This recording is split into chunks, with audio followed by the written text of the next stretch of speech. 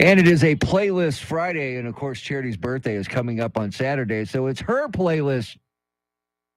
Yeah, I'm just hearing. Oh, here. Yeah. Okay. All right, I'll start over because I got a better way to do this. Okay. And it is a playlist Friday like usual, but this one, since it's Charity's birthday on Saturday, since it's charity, no, it's Charities. Yep. And it's a playlist Friday, which means in honor of Charity's birthday on Saturday, she gets the playlist, Chris. And since it will be Charity's birthday on Saturday, on Friday, you can wish her a happy birthday on the Talkback feature. That, all the news, traffic, weather, everything you need to know, we get underway at 5 a.m. Beautiful.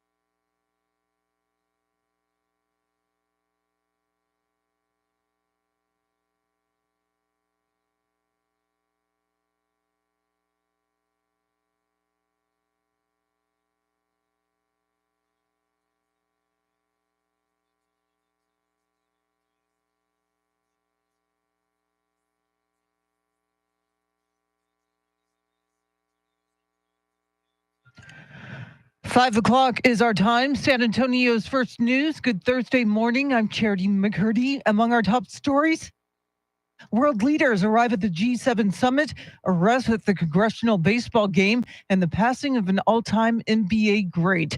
Details ahead. First, traffic and weather together every 10 minutes in mornings.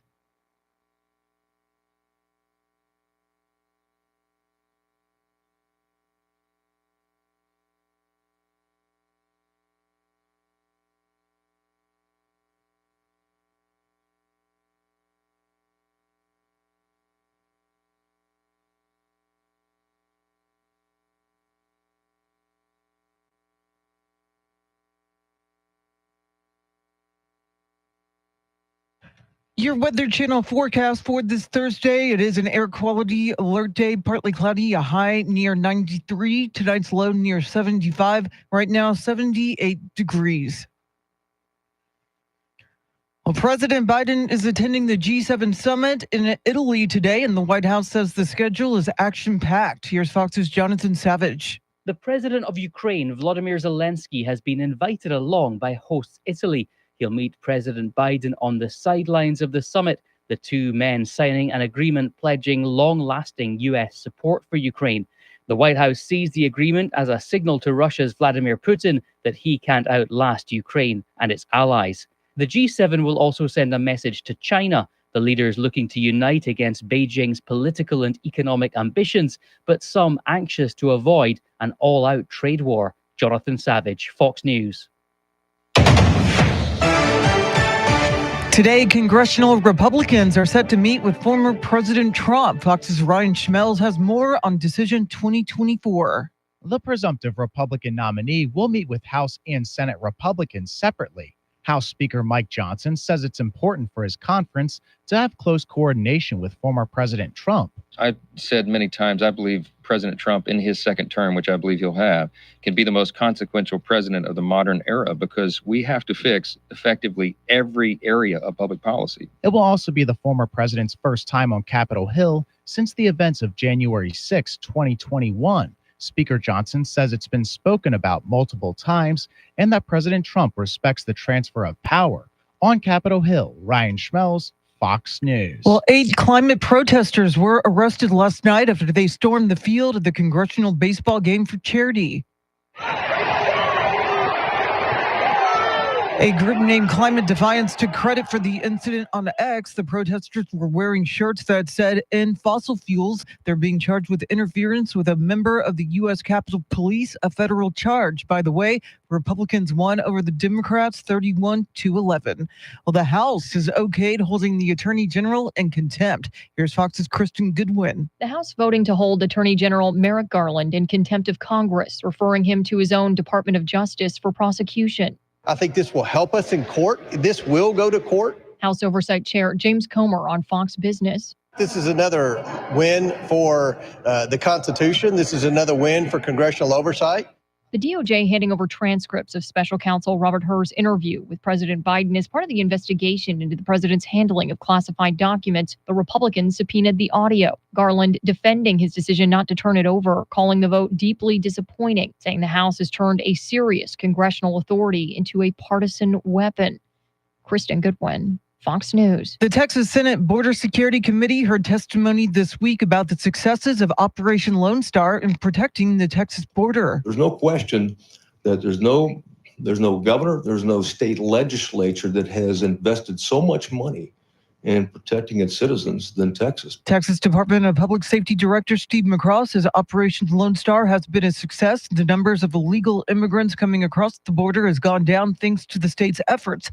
Texas has spent $11 billion since 2021 on Governor Abbott's border security initiative.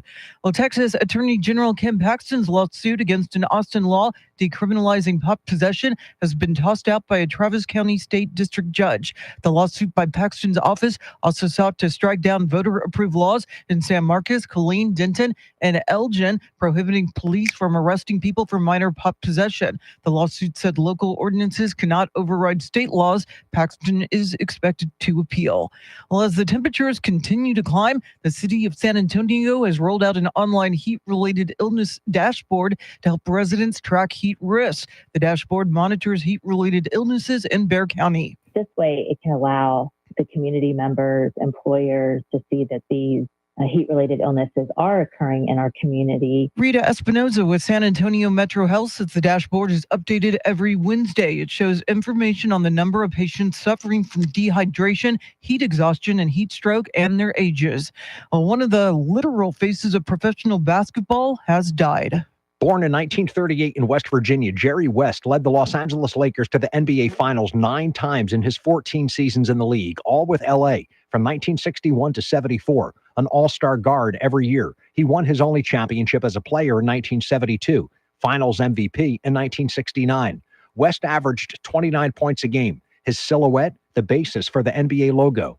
Jerry West was elected to the Naismith Basketball Hall of Fame 3 times. As an NBA player, 1960 U.S. Olympian, and a contributor, West worked in the Lakers front office for 40 years, helped build dynasties that led to 8 Lakers championships in the 1980s and 2000s. He also worked for the Memphis Grizzlies, Golden State Warriors, and Los Angeles Clippers. Jared Max, Fox News. It is 5:06, news at the top and bottom of every hour, along with breaking news as it happens. I'm Charity McCurdy. Traffic and weather coming up. All right. Hello, everybody. Oh, they can hear us now, even if she's on? Yeah. No, she's gone. She's not done. She's done now. Yes, Tracy we are Bogert, here. Scott Mercer, But he hasn't taken it off of her yet, so they don't Yeah. see us. But Tim Rooster, Sam Tobias. Welcome in, everybody. Ray Reyes, everybody. Ray Reyes. Stay Ray hydrated. Ray. Yeah, Ray. I like Ray Yeah, I Ray. used to have a caller across town, East Side Ray Ray. East Side Ray. He Ooh, I identified like that. himself as East Side Ray Ray. Like we had Game 2 Jason, Johnny Yeah. Bottom Line, Mouse. Yeah.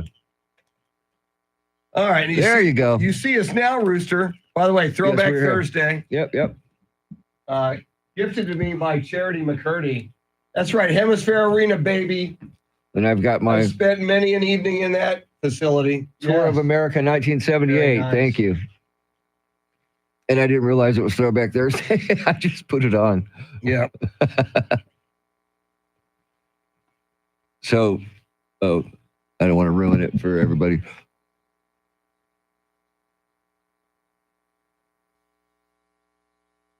All right, we're back. Nice. Good morning, Tim. Tim, Good welcome morning, in. Travis. Good morning, Rooster. Good morning, Ray Reyes. Good morning, Sam. Good morning, Tracy. Good morning, Scott Mercer. And Echo 5 Hotel. Good morning. Tommy Miller. And Thirsty Thursday. It's always thirsty every day, isn't it? yes, and as always, we welcome in the chairman of the Bear County MAGA Republicans, Tracy. coronavirus deniers, and Marjorie Taylor Greene enthusiasts.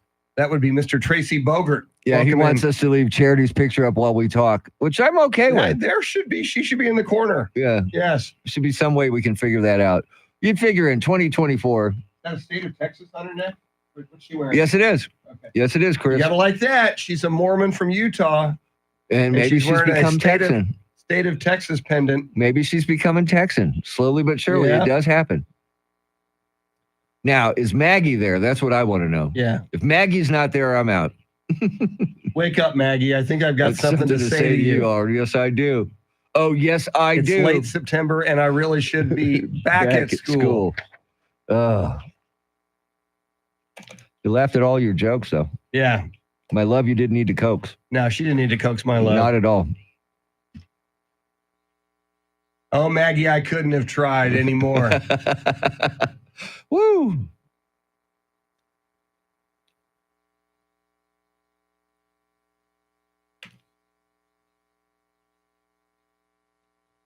Okay. Let's get it on. Ba-dum, boom, ba-dum, ba-dum, boom, ba-dum. Ooh, look at that. I actually kind of like her better in the glasses, Yes. Chris. Yeah? Okay, I got time. This is driving me nuts. What are you doing? Blocking face. You can't have that.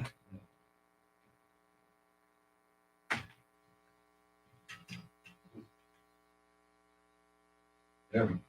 Much better. Crisis averted, Chris. Crisis averted. Thank you. Okay. Yeah, now I can see her when she comes back. Stand by. Here we go.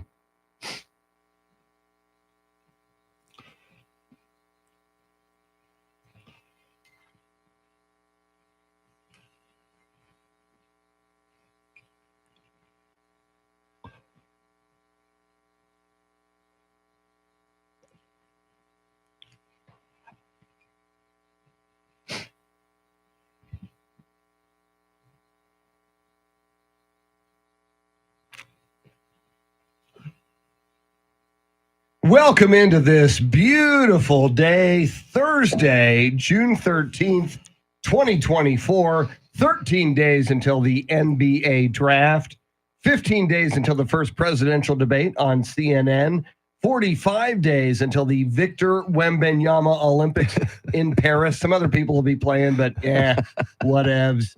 86 days until NFL opening night, the Baltimore Ravens against Taylor Swift's boyfriend's team, and 145 days until the 2024 election. What could possibly go wrong? Charity McCurdy, how are you this morning? Doing great on a Friday Eve. How about yourself? I am doing well. In fact, I showed the people on the live video stream on YouTube. It is a Throwback Thursday. I am wearing my Hemisphere Arena t-shirt gifted me by Charity McCurdy. Yes, I'm all about t-shirts. There's a trend here. I like t-shirts. Speaking of are good. t-shirts, Mr. T. I'm sporting a Rolling Stones 1978 North American Tour shirt. And did you say whatevs? I said whatevs. I thought I heard you say that. Whatevs. I know. Some of these other people are playing. The kids. Whatevs. I try like to that. adopt the vernacular of the kids. Well, you did it, Chris. Yes, as we try to cultivate that 20-something audience. Yeah. So if you know any 20-year-olds, tell them to tune in. I know two people in there. I know EJ Pacheco and Andrew Zimmel flying the Millennium Falcon in their 20s. Yes, they are. They listen to the show. They do. And Sometimes. I'm sure they say Sometimes, whatevs all the time. Do you say whatevs, guys? Do you say whatevs? Yes or no? Thumbs up, Silence, thumbs down. crickets. See? Yeah. They don't listen to the show.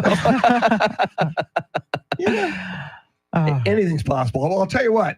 Let's start this party with a little traffic and weather together.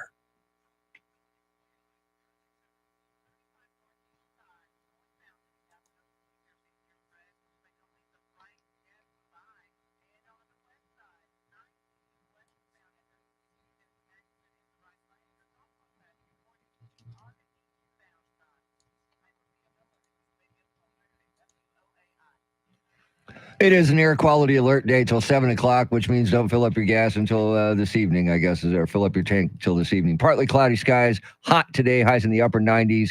Tomorrow, mostly sunny, highs in the upper 90s. Saturday, sunshine, highs in the upper 90s.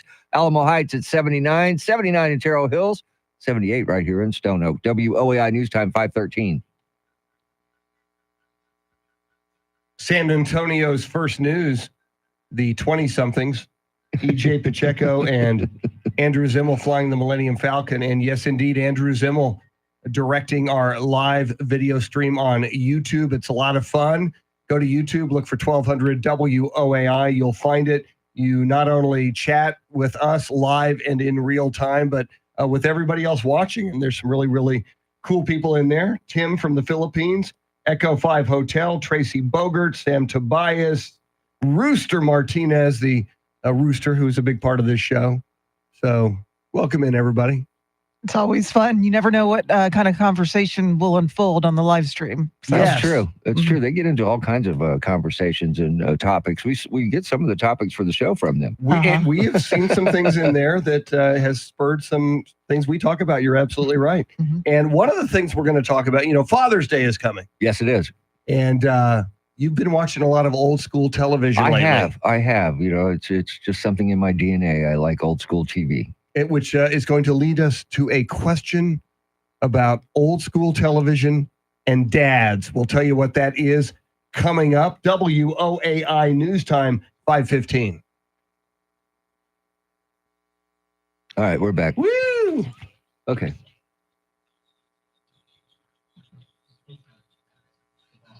I know that. I just sent them to you. Just do is it Siobhan? Just do Ray Stagic will work. Yeah, I just sent him. Is she sick or? I don't know, man. Her voice is not sounding good. It's okay on TV because you can see her, but on the radio it comes across interesting. a little different. You know what I mean? So I can just say I have Siobhan Anders' voice. You kind of sound the same. You kind of sound the same, Chris. Siobhan Anders, very nice lady. I've met her a couple of times in person. Her, man. She is. When you talk about old time, she's been doing it for a number of years. You talk about old time San Antonio television personalities. Siobhan Anders. Oh, all time. Give that lady some props.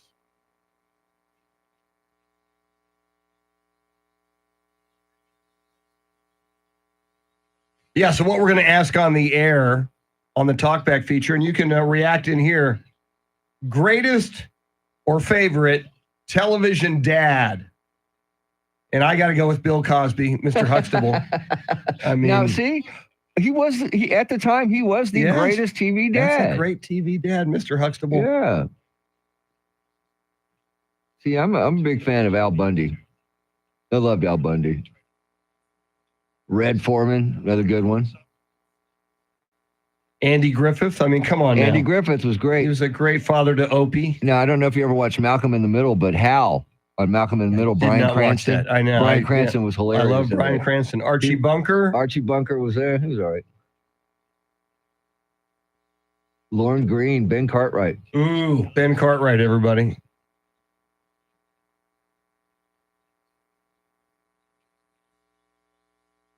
Michael Landon, Charles Ingalls. Very nice. Never saw that show, though. Okay, one of my favorites, Alchi, Fred G. Sanford. Oh, God, yes. What a great TV dad. I like Fred Sanford a lot. I love that show. God, that was such a funny show. Phil Dunphy. Lamont. Yeah. Ray Barone. Frank Costanza. Tony Soprano. Tony Soprano. Howard Cunningham might be one of the most wholesome fathers of all time. Mike Brady.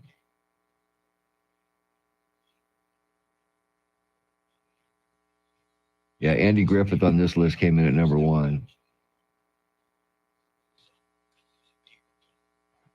Got to go way back. Ozzie Nelson, Ozzie and Harriet, even before our time. Yeah, I don't know. Jed Clampett. Jed Clampett. Jed Clampett was a great dad. I was a big fan Jethro of and Ellie Mae. Though. Yeah. Ellie Mae was the one that I liked. He's very nice to Granny. Yeah. Jed Clampett. Herman Munster. Yes. Another great dad. Peter Griffin.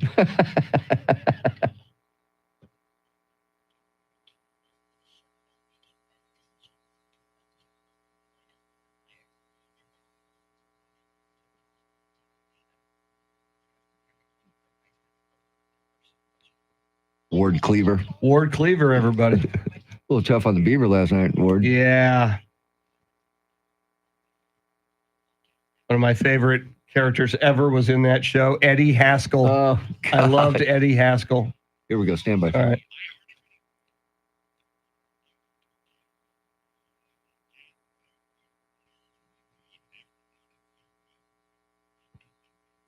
Just ahead of headlines, traffic, and weather together. Just ahead of headlines, traffic, and weather together.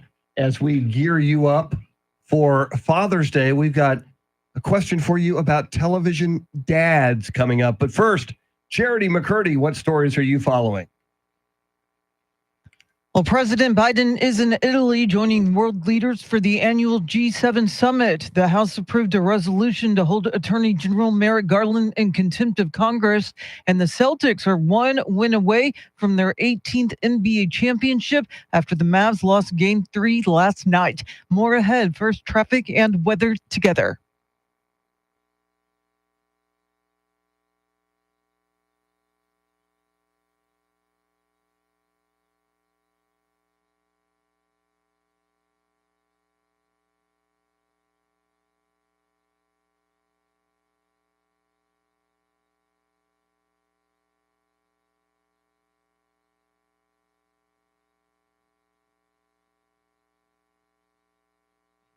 Air quality alert until 7 o'clock tonight. Partly cloudy skies today. Highs in the low to mid 90s. Tomorrow, sunshine, highs in the upper 90s. Saturday, sunshine, highs in the upper 90s. It is 79 at City Base, 79 in Chavano Park, and 78 right here in Stone Oak. WOAI News Time, 5:20.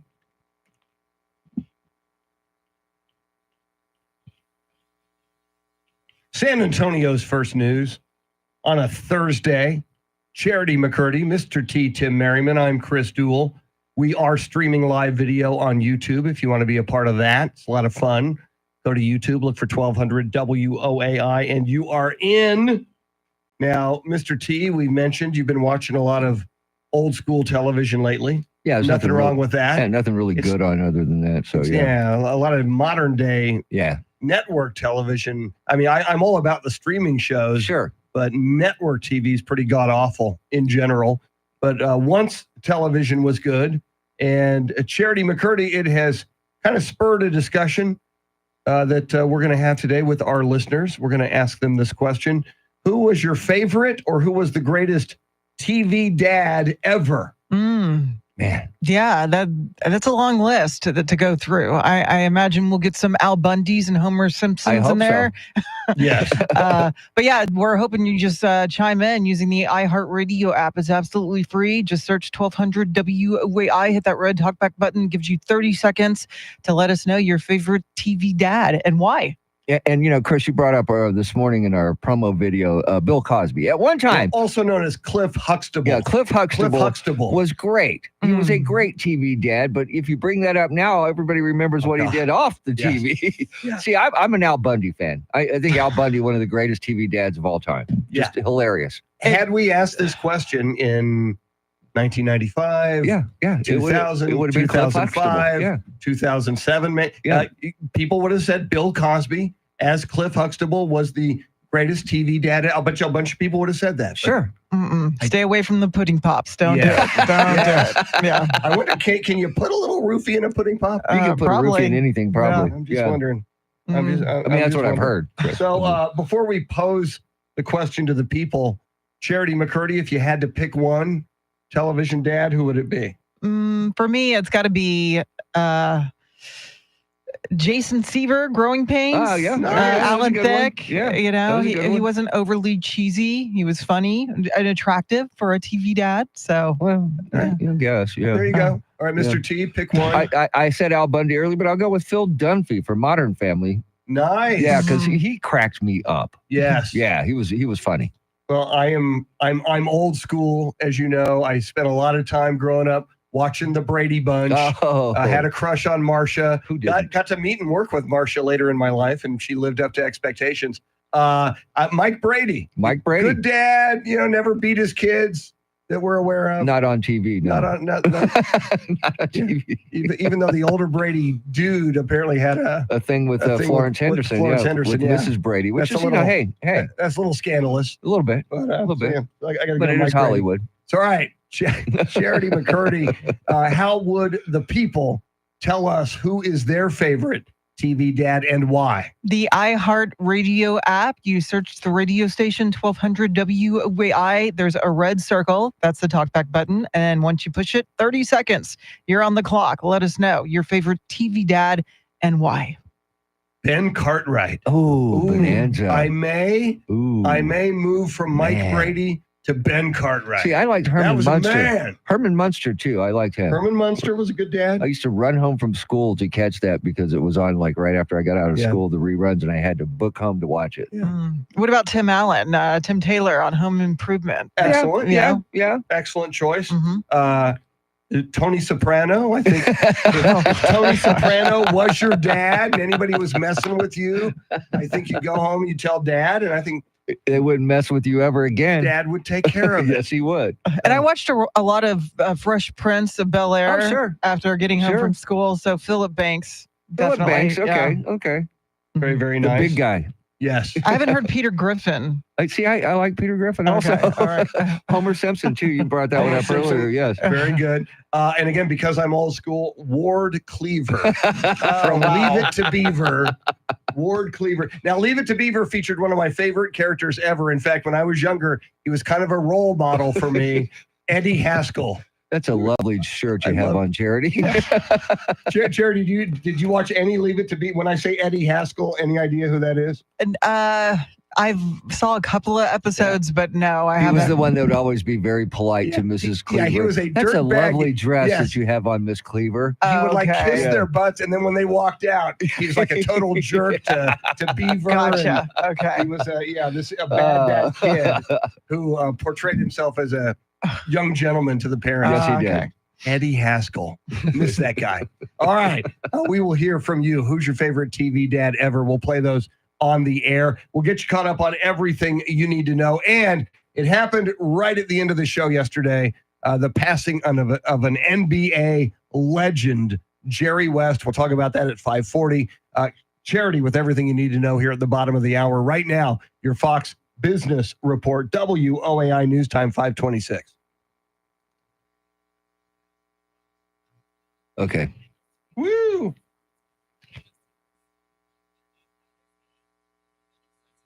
Okay. Well, it might work. Chuck Connors. Oh, man. Fred Sanford. I like Rooster. Fred Sanford. Nice. Fred Sanford. Here we go. Is that Rooster? Rooster Yeah, with no, Fred no. Sanford, wasn't it? Somebody else has it, too. Yeah, Rooster has Fred Sanford. I like Fred Sanford, man. You big dummy. This is the big one. I'm coming for you. Yeah. This is the big one. All right. So we got three already. Oh, that's fantastic. Yep. Okay, cool. Andy Griffith, come on. Oh my God, we didn't say Andy Griffith No. in that segment. And we're probably going to go to hell for that, Chris. Yeah. Way to go, man.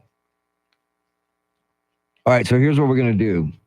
To open the segment, as soon as you do, I've got a real shortcut of how Jerry West wanted to be remembered. Okay.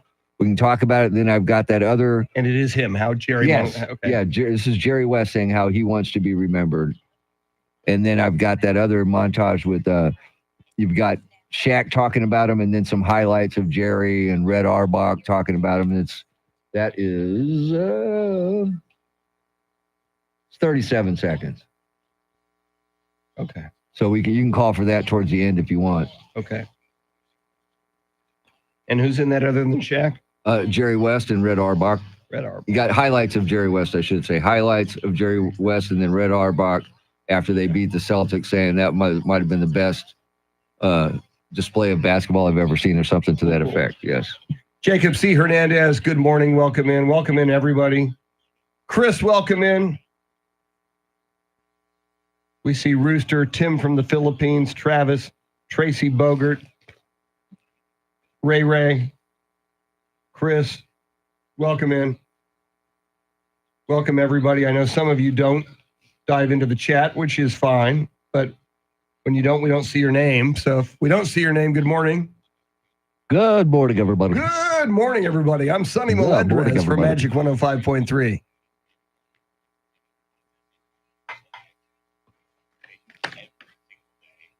All righty then.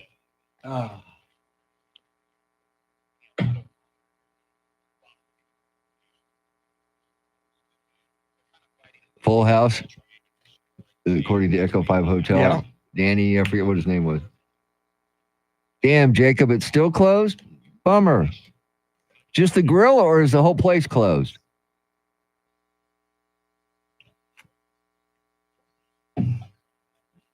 That blows, man. I love that place. What closed? Kycaster Country Store. They have a grill and bar there, and the best burgers around. And bars. Wow, I have not been there. It's out by me. Okay. It's a pretty cool little bar. Just the grill. Okay, so the bar's still open. That's good. As long as the bar's open, we're shutting down the bar.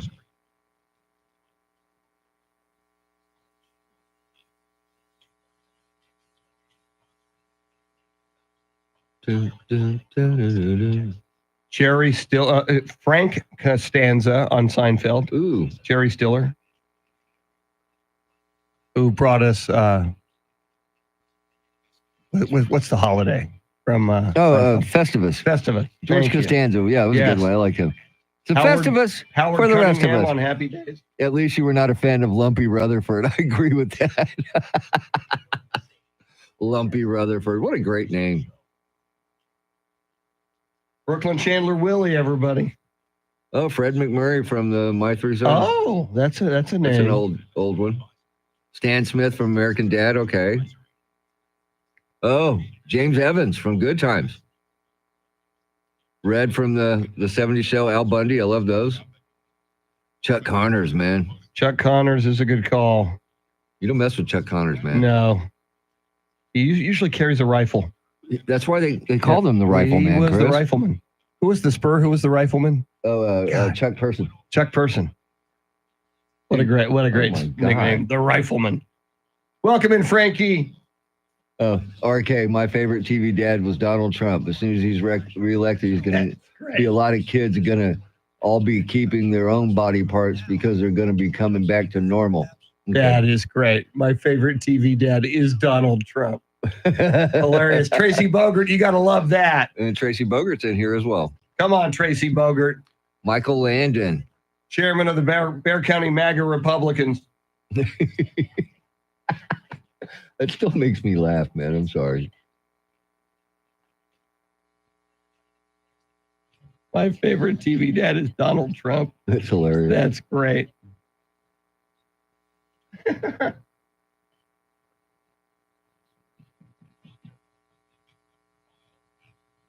Charity McCurdy is coming right up. 30 seconds, everybody. You know 30 her, seconds. you love her, you can't get enough of her. And you're going to get more of her right now. So prepare yourself. For the main Yes. event. All right, guys, here she comes.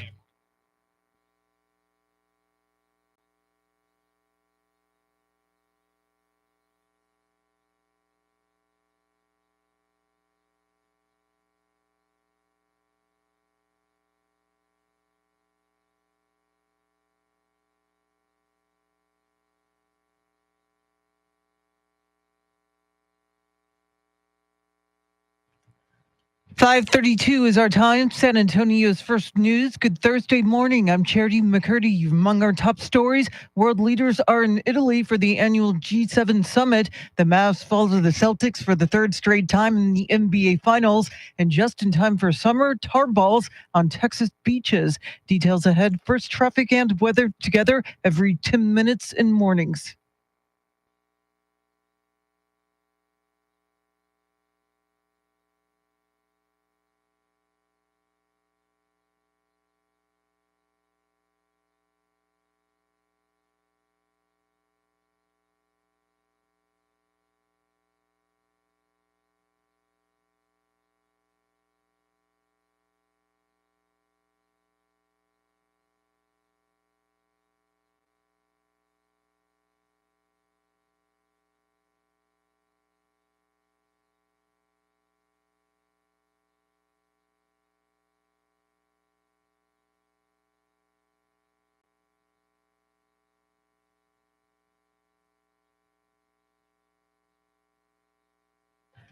Your Weather Channel forecast for this Thursday. It is an air quality alert day, partly cloudy, a high in the low 90s. Tonight's low near 75. Right now, 77 degrees.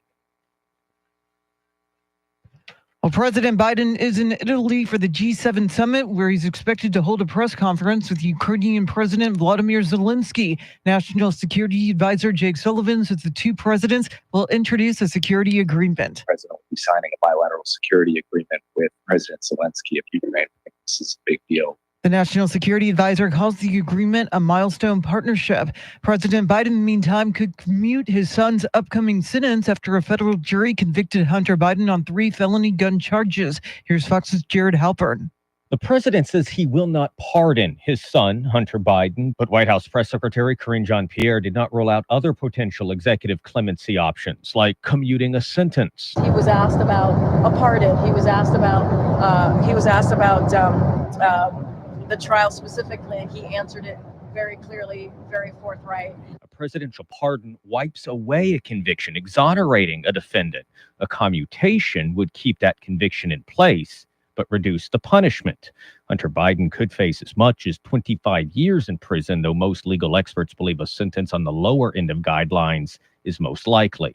In Washington, Jared Halpern, Fox News. House lawmakers voted 216 to 207 to hold Attorney General Merrick Garland in contempt for refusing to provide subpoenaed audio tapes for President Biden's classified documents interview.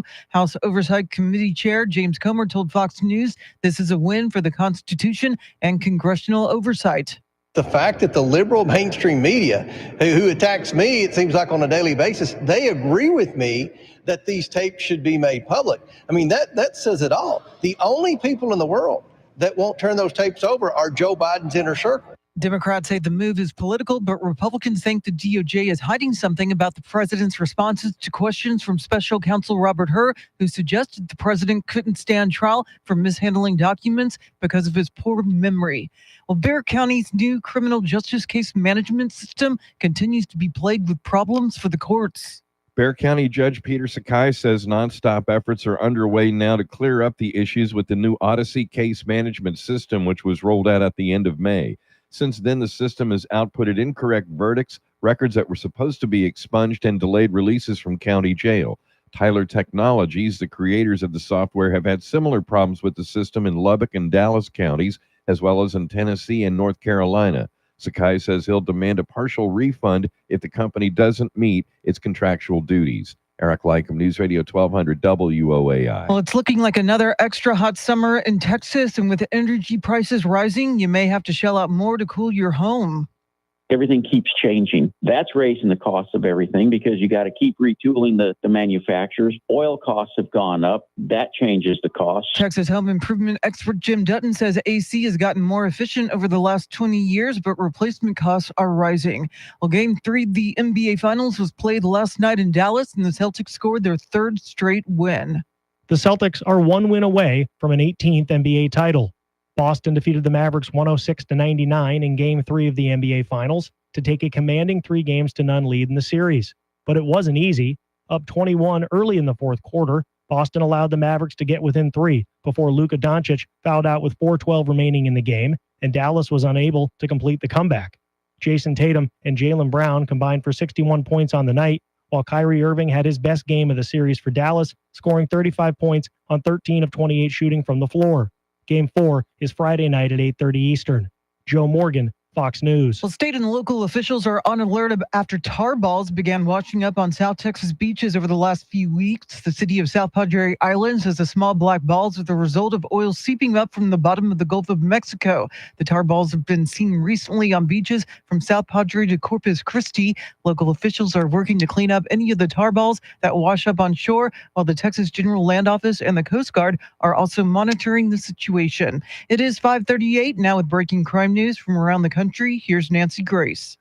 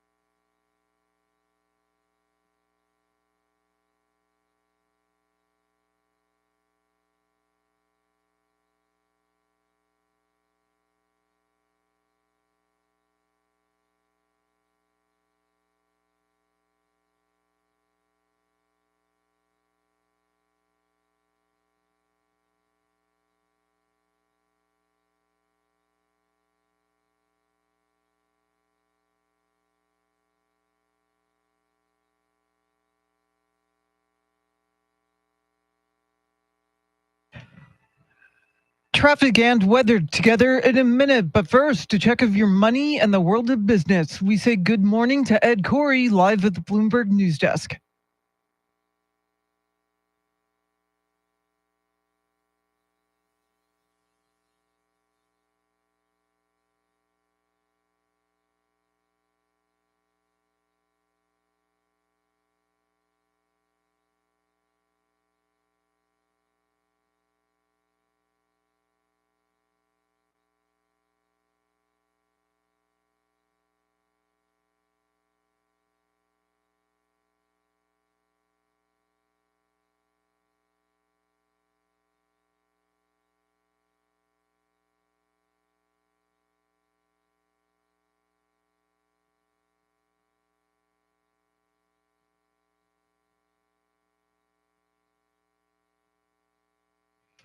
All right, thanks, Ed. News at the top and bottom of every hour, along with breaking news as it happens. I'm Charity McCurdy. Here's traffic and weather.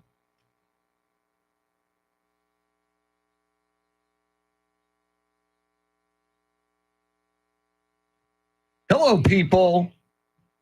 Tracy Bogert, Echo 5 Hotel, Tim, Frankie. Frankie goes to Hollywood. Jacob C. Hernandez. But does he relax, Chris? That's what I want to know. Don't do it. Because Frankie says relax.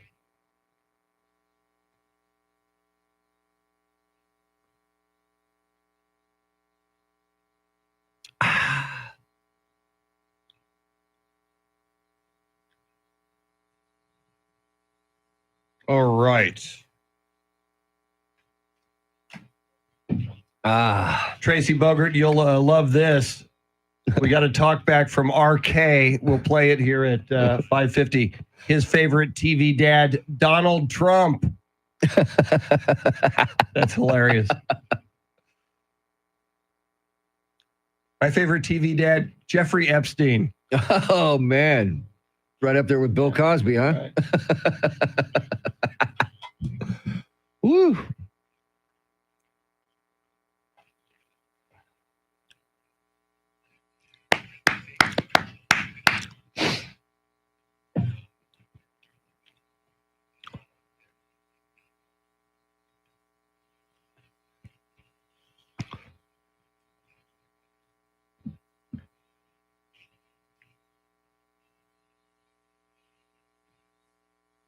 San Antonio's first news on this Thursday, June 13th.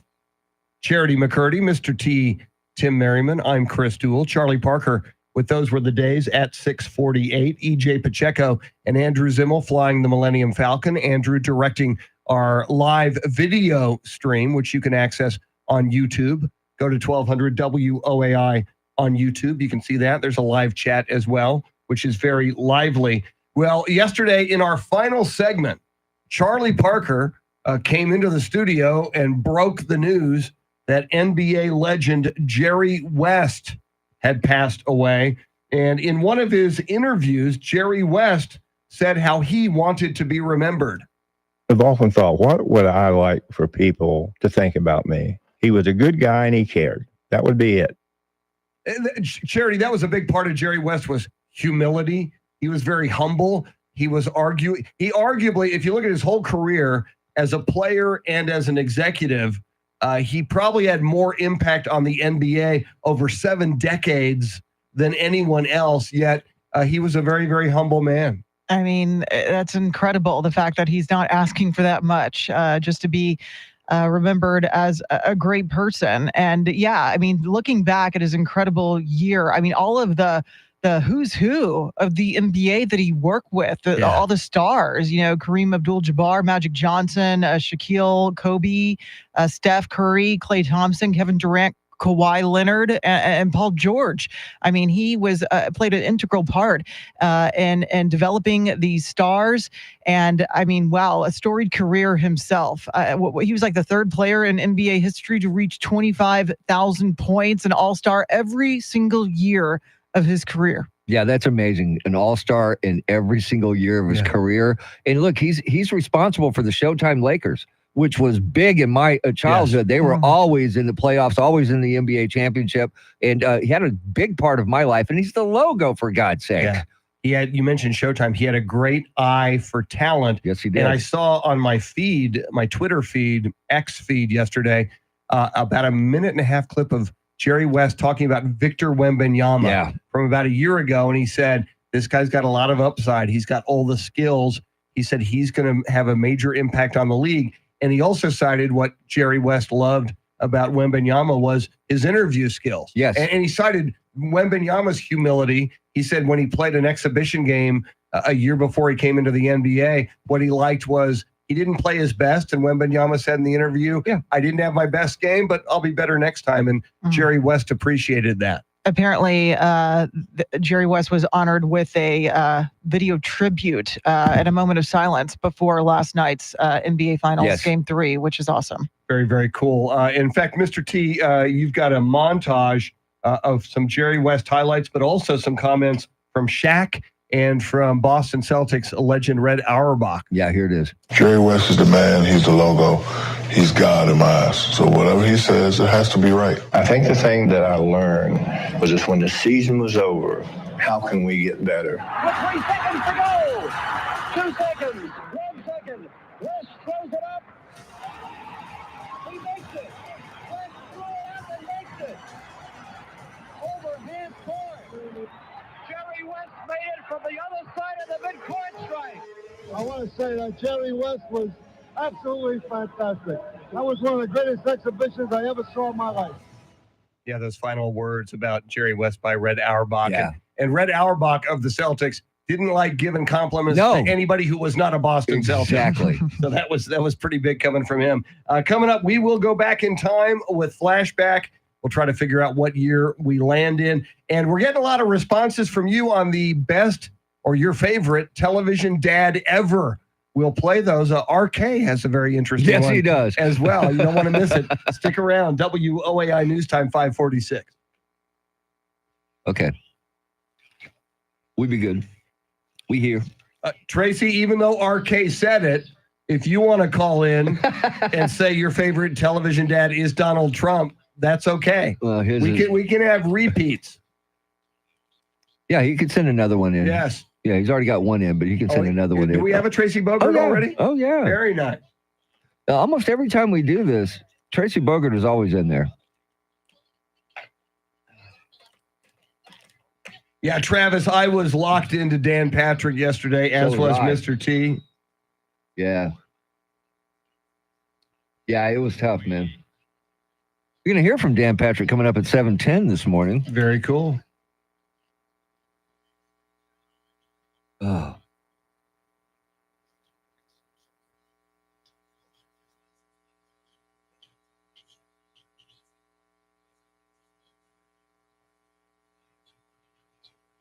Boo-doo-doo-doo.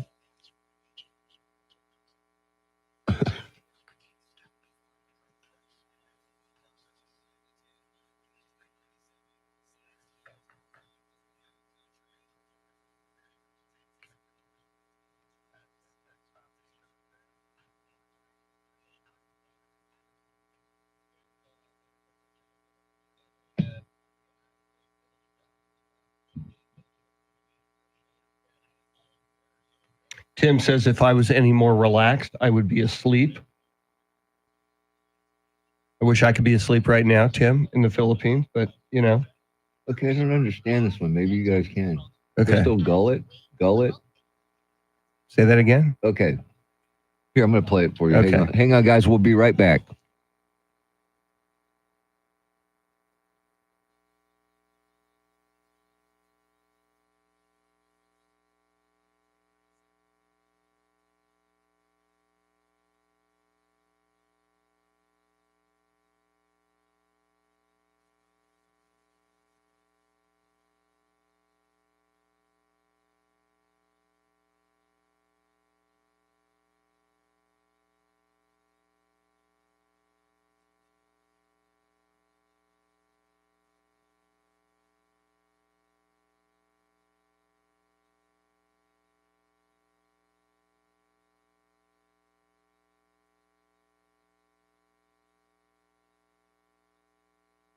Sorry.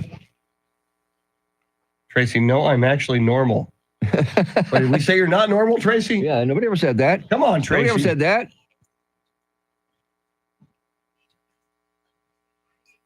San Antonio's first news on the latest headlines. President Biden arriving in Italy for the G7 summit. Former President Trump. See what you're missing on Instagram? No kidding. And just days after the NBA loses a legend in Bill Walton, another legend has passed. The logo, Jerry West. Bill Schoening, the voice of the Spurs, will reflect on the life of Jerry West. I should have teased that. Father's Day is this Sunday. Tomorrow's all about Jerry's birthday. So today we want to know who's the greatest TV dad of all time. Bill Cosby. Join us. We start at 5 a.m. Way to go, Chris. Yes. You cracked me up, man. Oh, couldn't get Decker till 8:20. Okay. Because he's limited availability once again, because he's in Italy.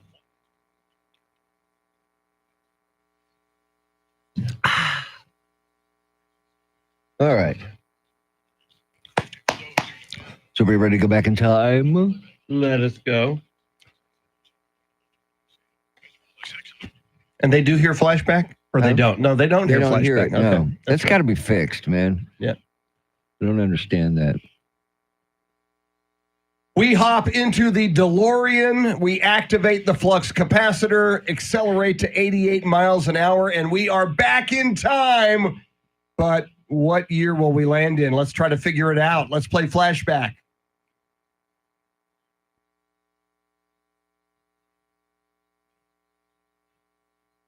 I've heard this Deja one before. vu. I'm going to go with 1974, Chris.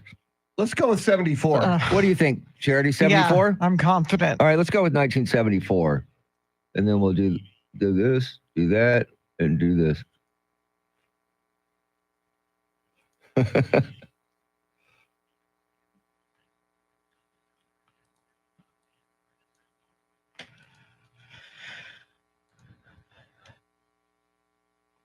Oh, 77. I was close. I trusted 74, 77. So the deja vu wasn't such It wasn't a that deja vu, man. Wow. But I'm hey, shocked. 77. All right. Fair enough. 1977. Charity, what stories are you covering? The The White House isn't ruling out the possibility that President Biden could move to commute his son Hunter's sentence. Former President Trump will be on Capitol Hill today to visit with congressional Republicans for the first time since he left office, and employees of the Southwest ISD are in for a pay raise. We'll have the latest coming up. Right now, traffic and weather together.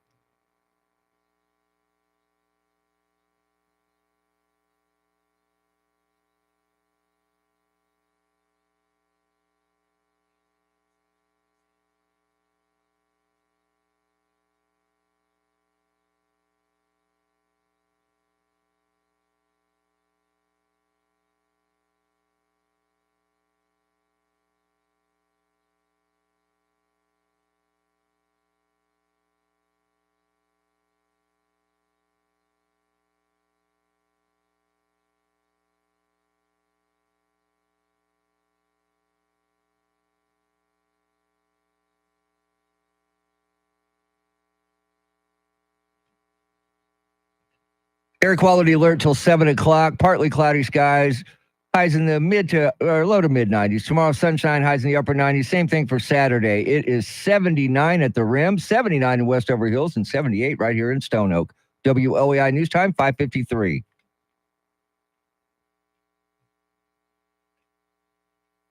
San Antonio's first news.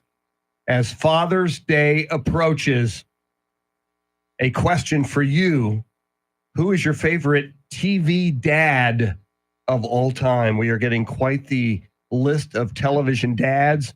We're going to play your responses now and throughout the morning. Charity McCurdy, how would people let us know who their favorite television dad is? The absolutely free iHeartRadio app. You just search the radio station 1200 WOAI, hit that red circle. That's the talkback button. Gives you 30 seconds. Let us know your favorite TV dad and why. And here's the first one. Best dad ever is Fred Sanford.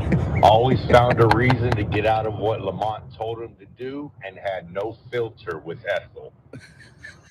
Fred Sanford on Sanford and Son, played by Red Fox. And I loved it. He'd often feel like he had a heart attack coming on. Yes. Oh, this is the big one. I'm coming. This is the big one. He was great. He was great. Here's another one.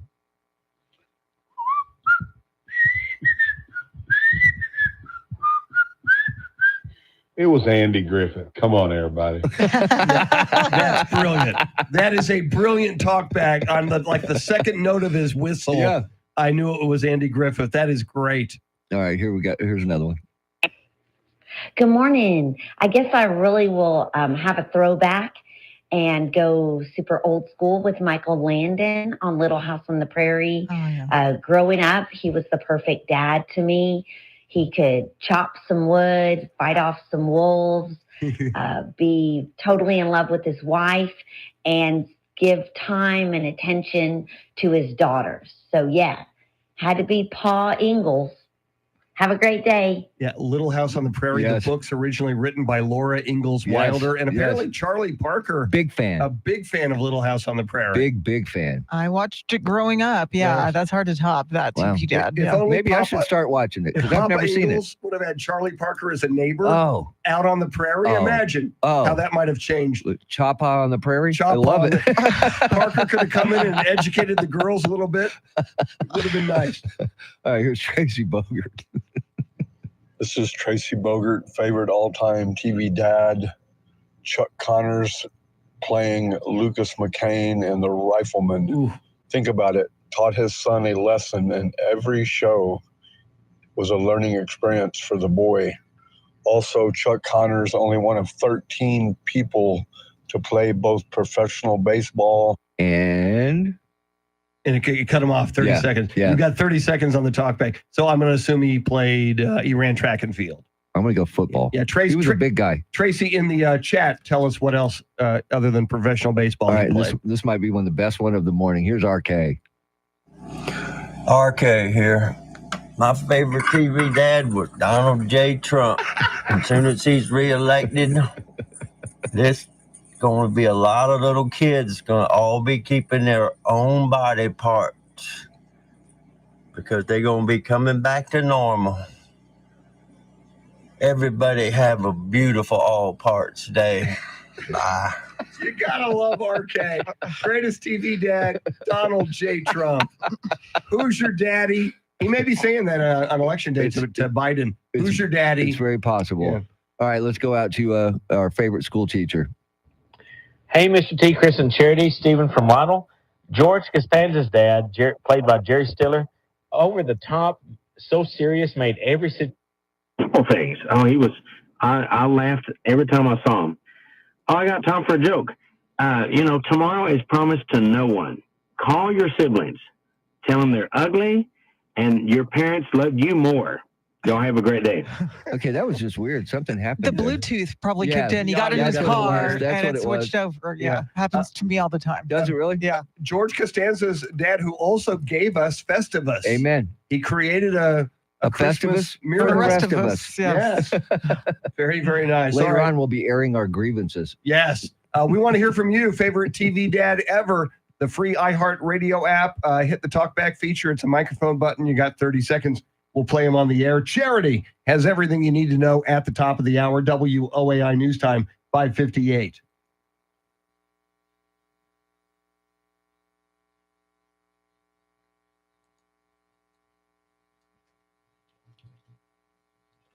Thank you, Tracy. Hello. Okay. That was a good one. Yeah, it was. Tracy, you sure you don't want to change it to Donald J. Trump as your favorite TV dad? Chuck Connors, Donald J. Trump. Who would win in a barroom brawl? And think of everything he's taught Barron and Don Jr. and Eric and Ivanka. I mean, how many other TV dads say, if she wasn't my daughter, I might be dating her? You don't get that. You don't get that from a lot of TV dads.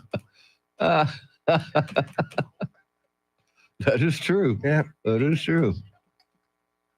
Oh, my God. I'm going to stretch in my Throwback Thursday Hemisphere Arena t-shirt, gifted me by one Charity McCurdy. Oh, 1 hour down. One to go, another town, one more show. Mr. T knows this. I'm going to the Texas Med Clinic this morning. Doc in the box. I've got some upper respiratory crud in my lungs. It's why I was out on Monday. Mm-hmm. On Monday, I had a temperature. I had a fever. And the only thing that would make it better would be more cowbell. Got to have more cowbell. But yeah, so I still got this crud in my lungs, I guess. So I'm going to see what they say. Hope they give me an antibiotic and things get better. Hopefully. They kind of need to. Yeah. Oh, man.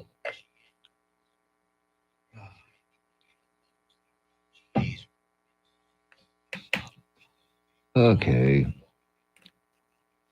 1 minute till charity, everybody. Charity, everybody. You may be looking at the screen now saying, that's Chopped liver. Oh, wait. CFR. Come for the chopped liver. Stay for the eye candy. That's right. That's right.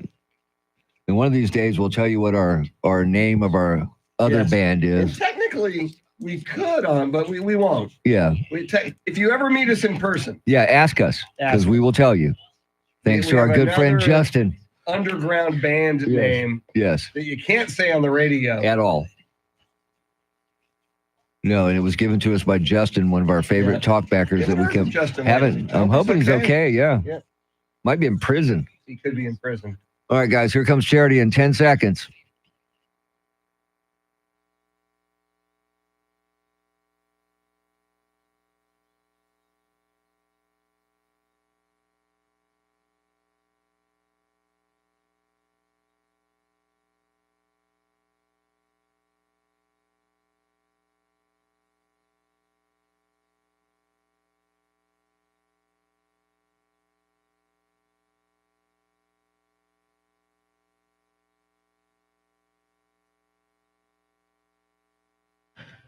6:01 is our time. San Antonio's first news. Good Thursday morning. I'm Charity McCurdy. Among our top stories, world leaders are in Italy for the G7 summit. Protesters arrested at last night's congressional baseball game. And the Mavs fall to the Celtics in Game 3 of the NBA Finals. Details ahead. First, traffic and weather together every 10 minutes in mornings.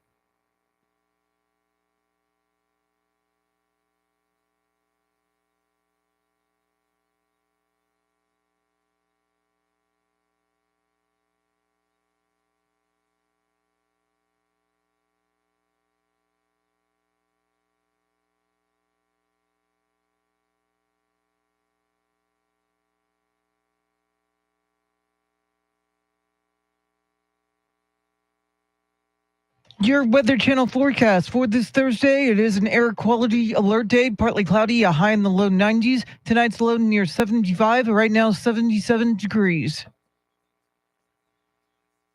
Well, President Biden is attending the G7 summit in Italy, and White House officials say the schedule is action-packed. Here's Fox's Jonathan Savage. The president of Ukraine, Volodymyr Zelensky, has been invited along by hosts Italy. He'll meet President Biden on the sidelines of the summit, the two men signing an agreement pledging long-lasting U.S. support for Ukraine. The White House sees the agreement as a signal to Russia's Vladimir Putin that he can't outlast Ukraine and its allies.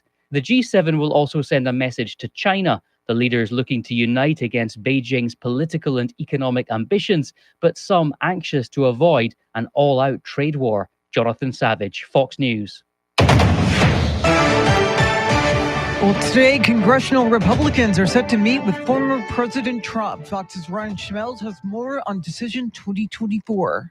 The presumptive Republican nominee will meet with House and Senate Republicans separately. House Speaker Mike Johnson says it's important for his conference to have close coordination with former President Trump. I've said many times, I believe President Trump in his second term, which I believe he'll have, can be the most consequential president of the modern era because we have to fix effectively every area of public policy. It will also be the former president's first time on Capitol Hill since the events of January 6, 2021. Speaker Johnson says it's been spoken about multiple times and that President Trump respects the transfer of power.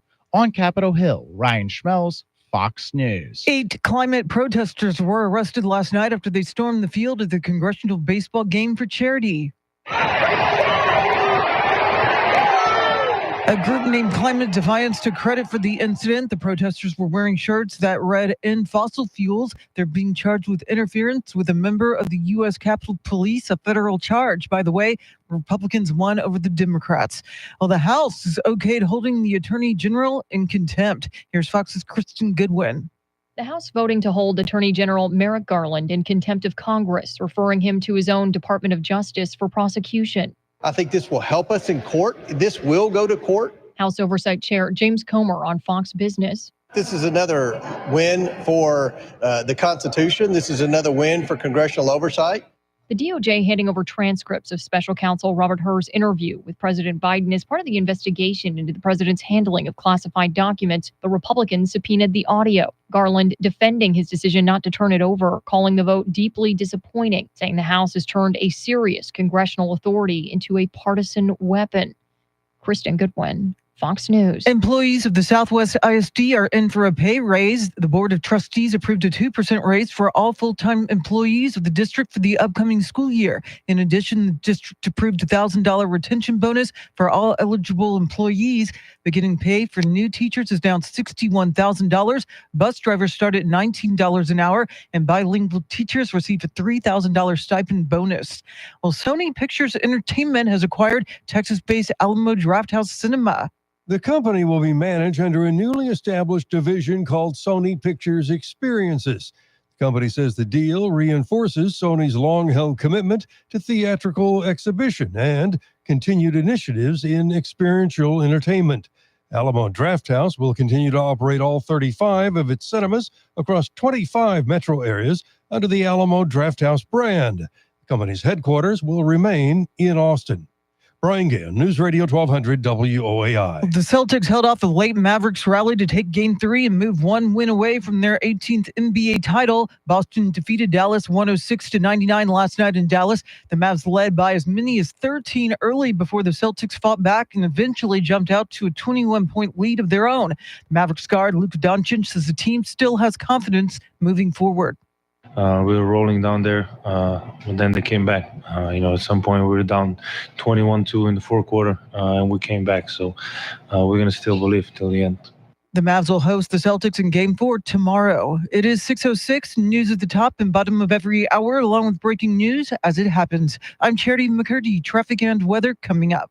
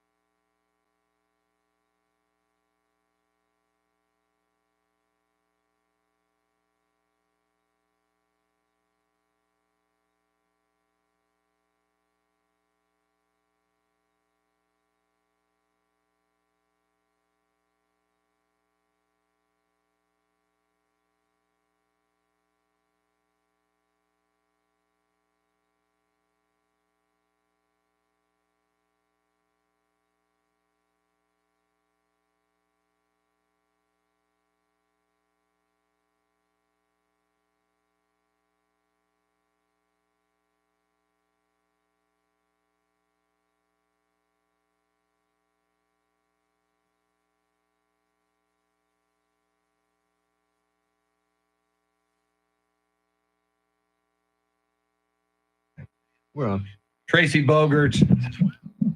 Doesn't the president have presidential immunity? Come on, Tracy. Now you want that.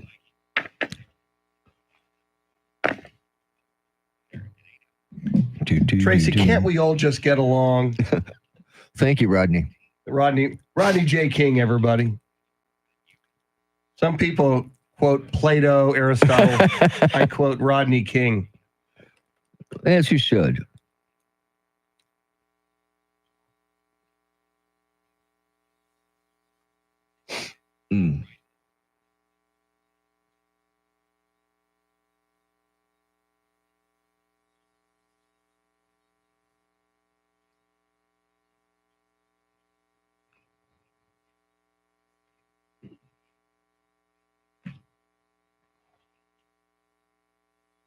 We're going to talk about a high school graduation of note from last night.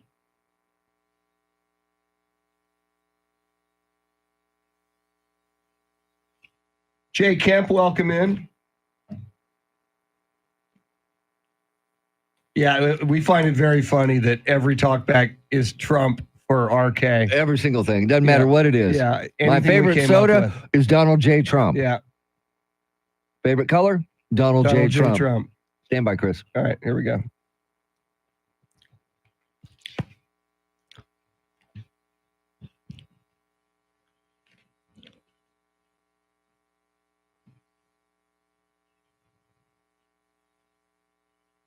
San Antonio's first news, Mr. T, Tim Merriman, Charity McCurdy, Charlie Parker with Those Were the Days. He's coming up at 6:48. Coming up at 6:20, we're going to hear more from you as Father's Day approaches. We're posing the question, who is your favorite television dad of all time? We're getting a lot of very, very interesting, entertaining responses from you. We'll play more of those coming up. And in just a moment, a very notable high school graduation took place last night in Connecticut. As soon as we tell you what it is, if you don't already know, it will certainly, it at least gave me pause about the passage of time and how powerful this high school graduation must have been. We'll get right to that. But first, your traffic and weather together.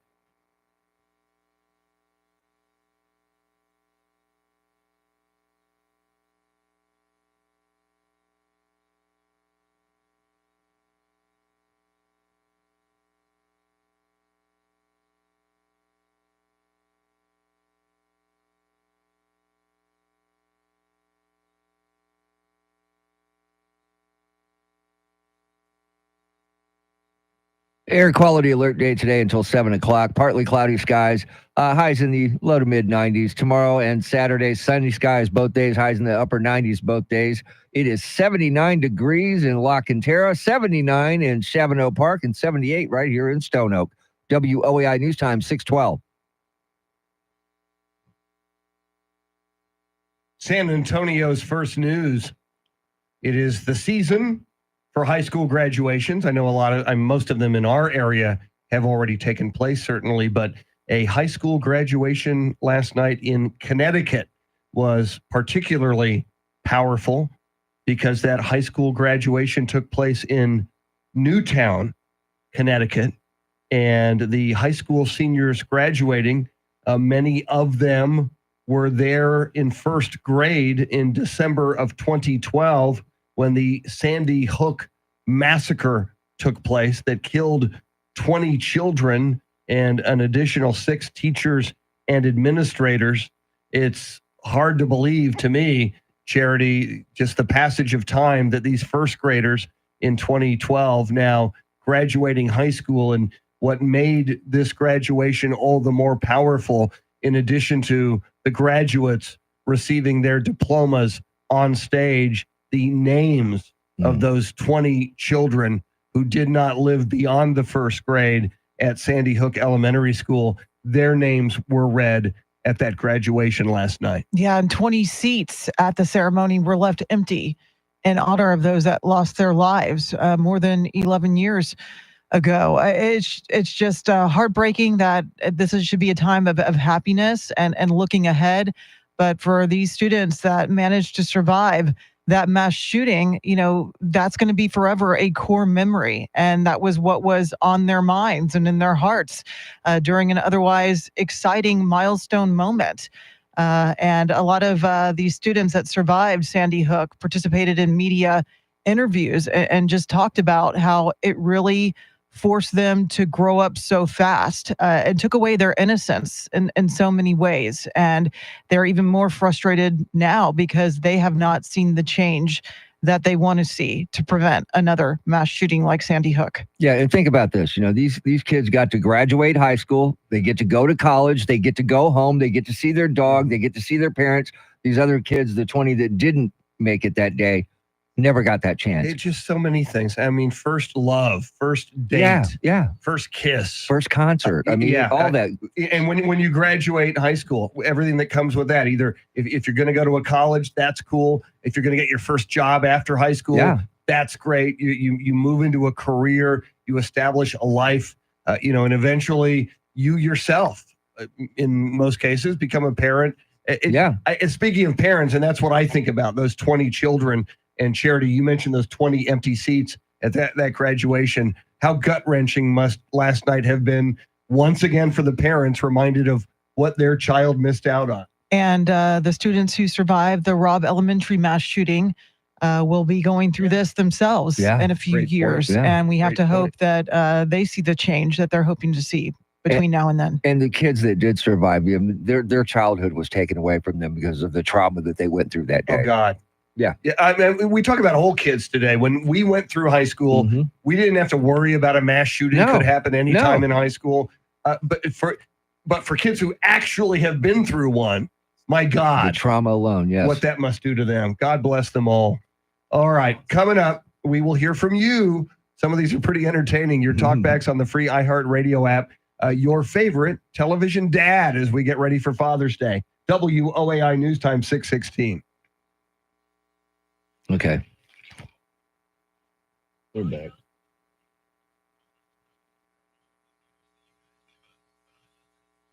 Okay, 3. That'll work. Ah. Okay. These are clever. I like them. Okay. We're good to go.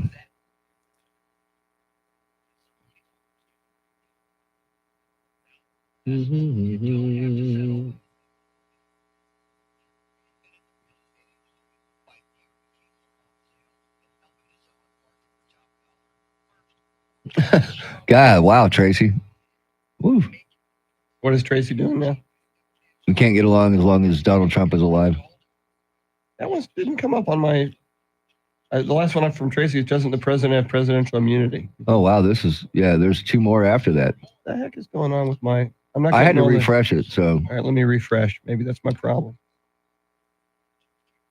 And there they are. Wow. Yeah. That's crazy. I don't know why I did that. I don't know why that Thank you, happens. YouTube. Yeah, I don't know why that happens either, but it does.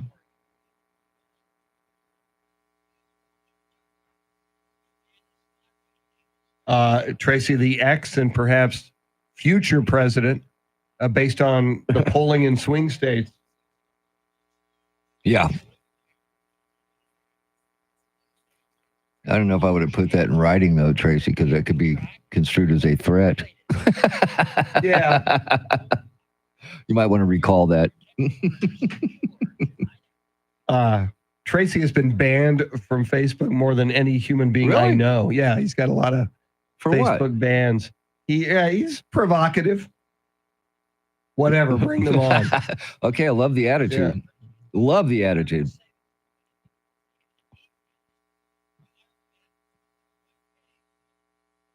Chris Elizalde. Welcome, Chris. Martin Crane from Frasier. Very Another nice. good one, man. Nice call, Chris. Way to go. I guess we run out. We can read some of these. Yeah.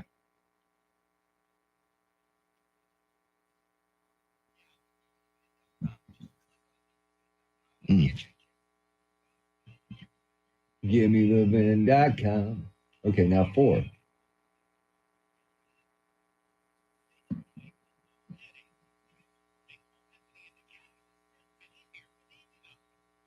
Okay. Protesters storm field at congressional ball game. Yeah. That's interesting. Yeah. You know what? They seem to be storming the field everywhere.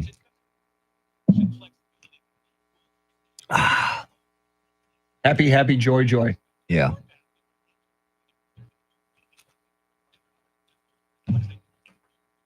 Yep, there we go. There they are getting tackled. Now, Russian warships in Cuba, not good. Rory O'Neill at 7:40 will update us on that. Excellent. Yeah, that's not very comforting, is it? Warships and nuclear submarines arrive in Cuba. That's a little too close, man. Yeah. Oh, look at the new mega prison in El Salvador. Jesus. Wow. Huh.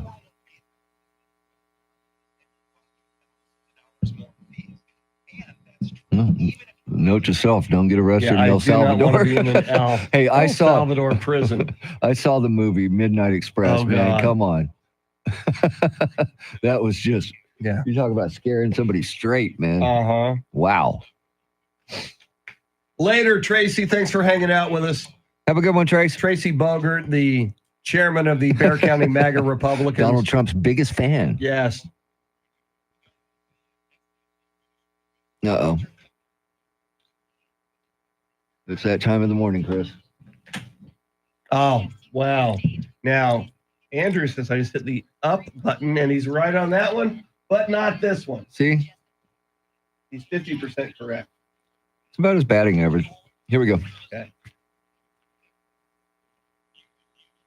There it is.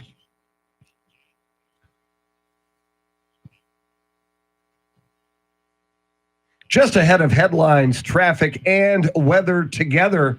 And then we hear from you in anticipation of Father's Day, your favorite TV dads of all time. But first, Charity McCurdy, what stories are you following?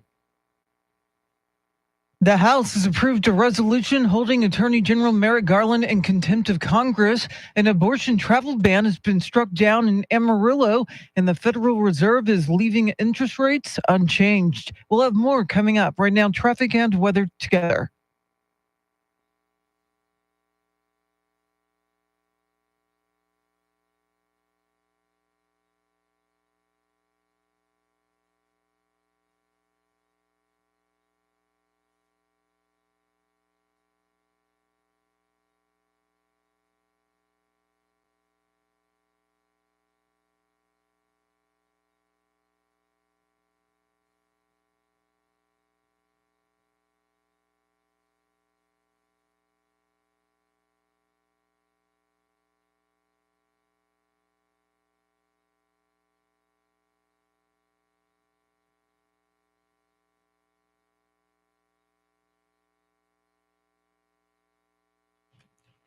Partly cloudy skies today, highs in the mid-90s. Air quality alert day until 7 p.m. Tomorrow and Saturday, sunshine both days, highs in the upper 90s both days. 78 degrees in Alamo Heights, 78 degrees in Kirby, and 77 right here in Stone Oak. WOEI News Time, 622.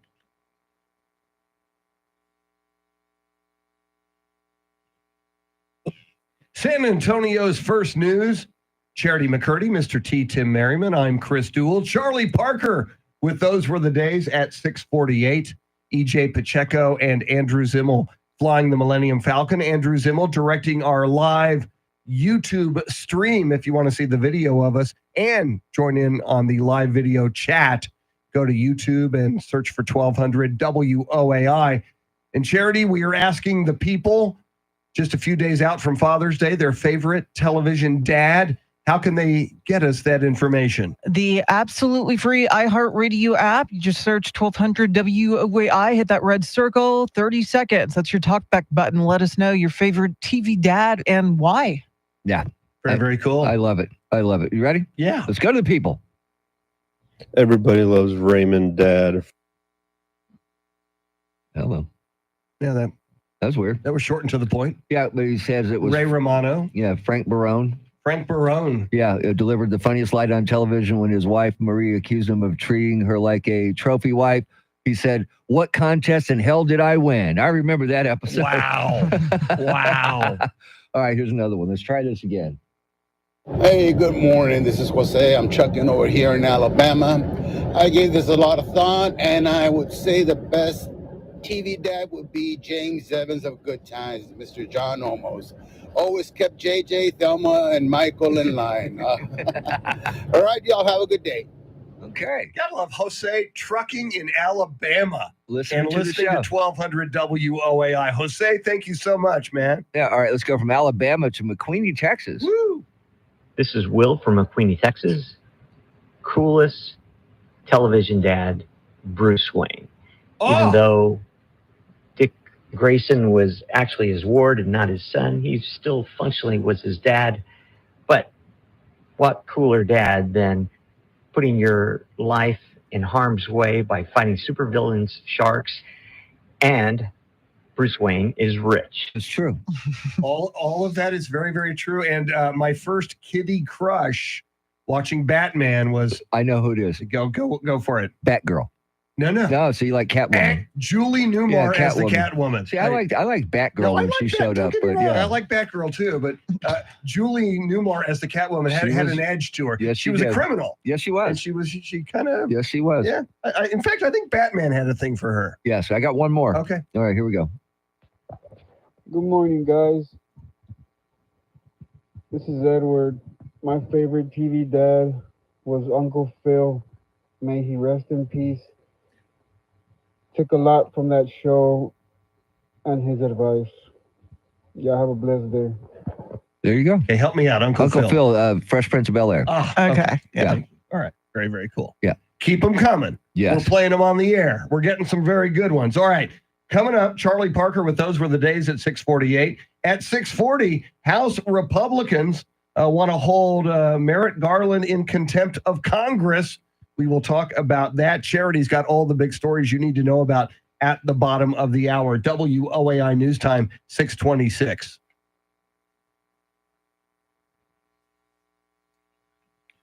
Wow. Yes, I am surprised. I am surprised. And some people did mention, somebody, at least one person mentioned him in the chat. Yeah. Yeah, but I am surprised. Yep. Thought for sure he would come up. Just a few of the names that I have written down. Tony Soprano, Mike Brady. Tony Jeff Soprano. Ward Seaver, Homer Simpson, Andy Griffith, Ben Cartwright, and Howard Cunningham of Happy Days. Just a few for you. Just a few. Thank you. Thank you, thank you, thank you. Travis, Batman crush Jill St. John. Jill St. John on Batman? I'm trying to remember. I don't remember her being. Jill St. John was I a know. She, looker. yeah, but was she one of the villains, I don't maybe? remember her. Was she a villain? It's possible. You know, when in doubt, go to the Google machine.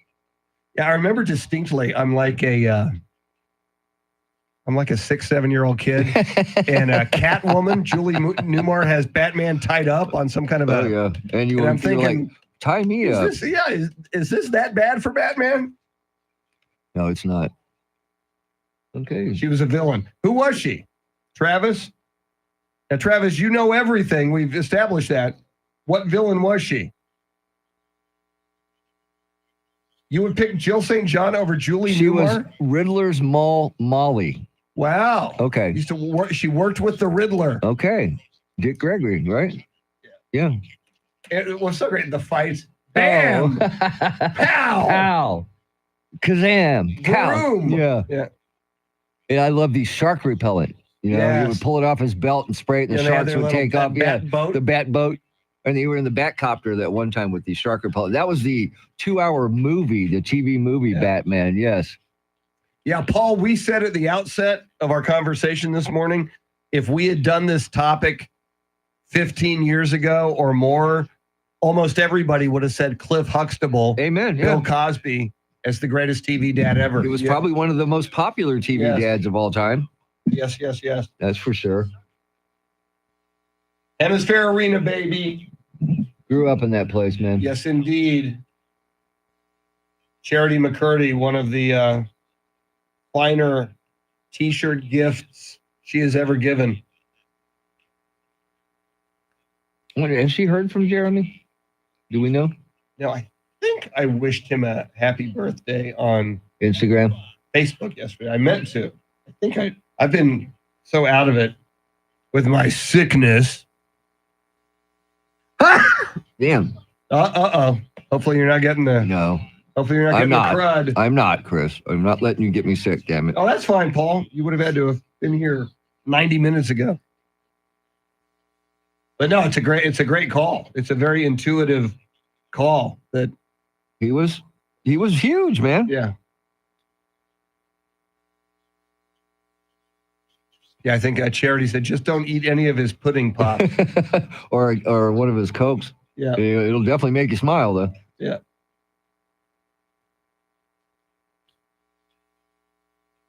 And I just don't get that, man. It's so he's amazing. Bill freaking Cosby, Well, yeah, man. in a similar vein, Yeah. Kevin Spacey. Yeah. I was a huge I Kevin loved Spacey him. fan. He was a great actor, man. He was maybe my favorite actor at the time. He's the reason that I Yeah. got Netflix. Yes, for House of Cards. House of Cards. Yeah. Yeah. No, he was great in just about everything he was Yeah. in. All right, guys, here comes Charity McCurdy with all the news, and you get to look at her instead of us. Have a great one.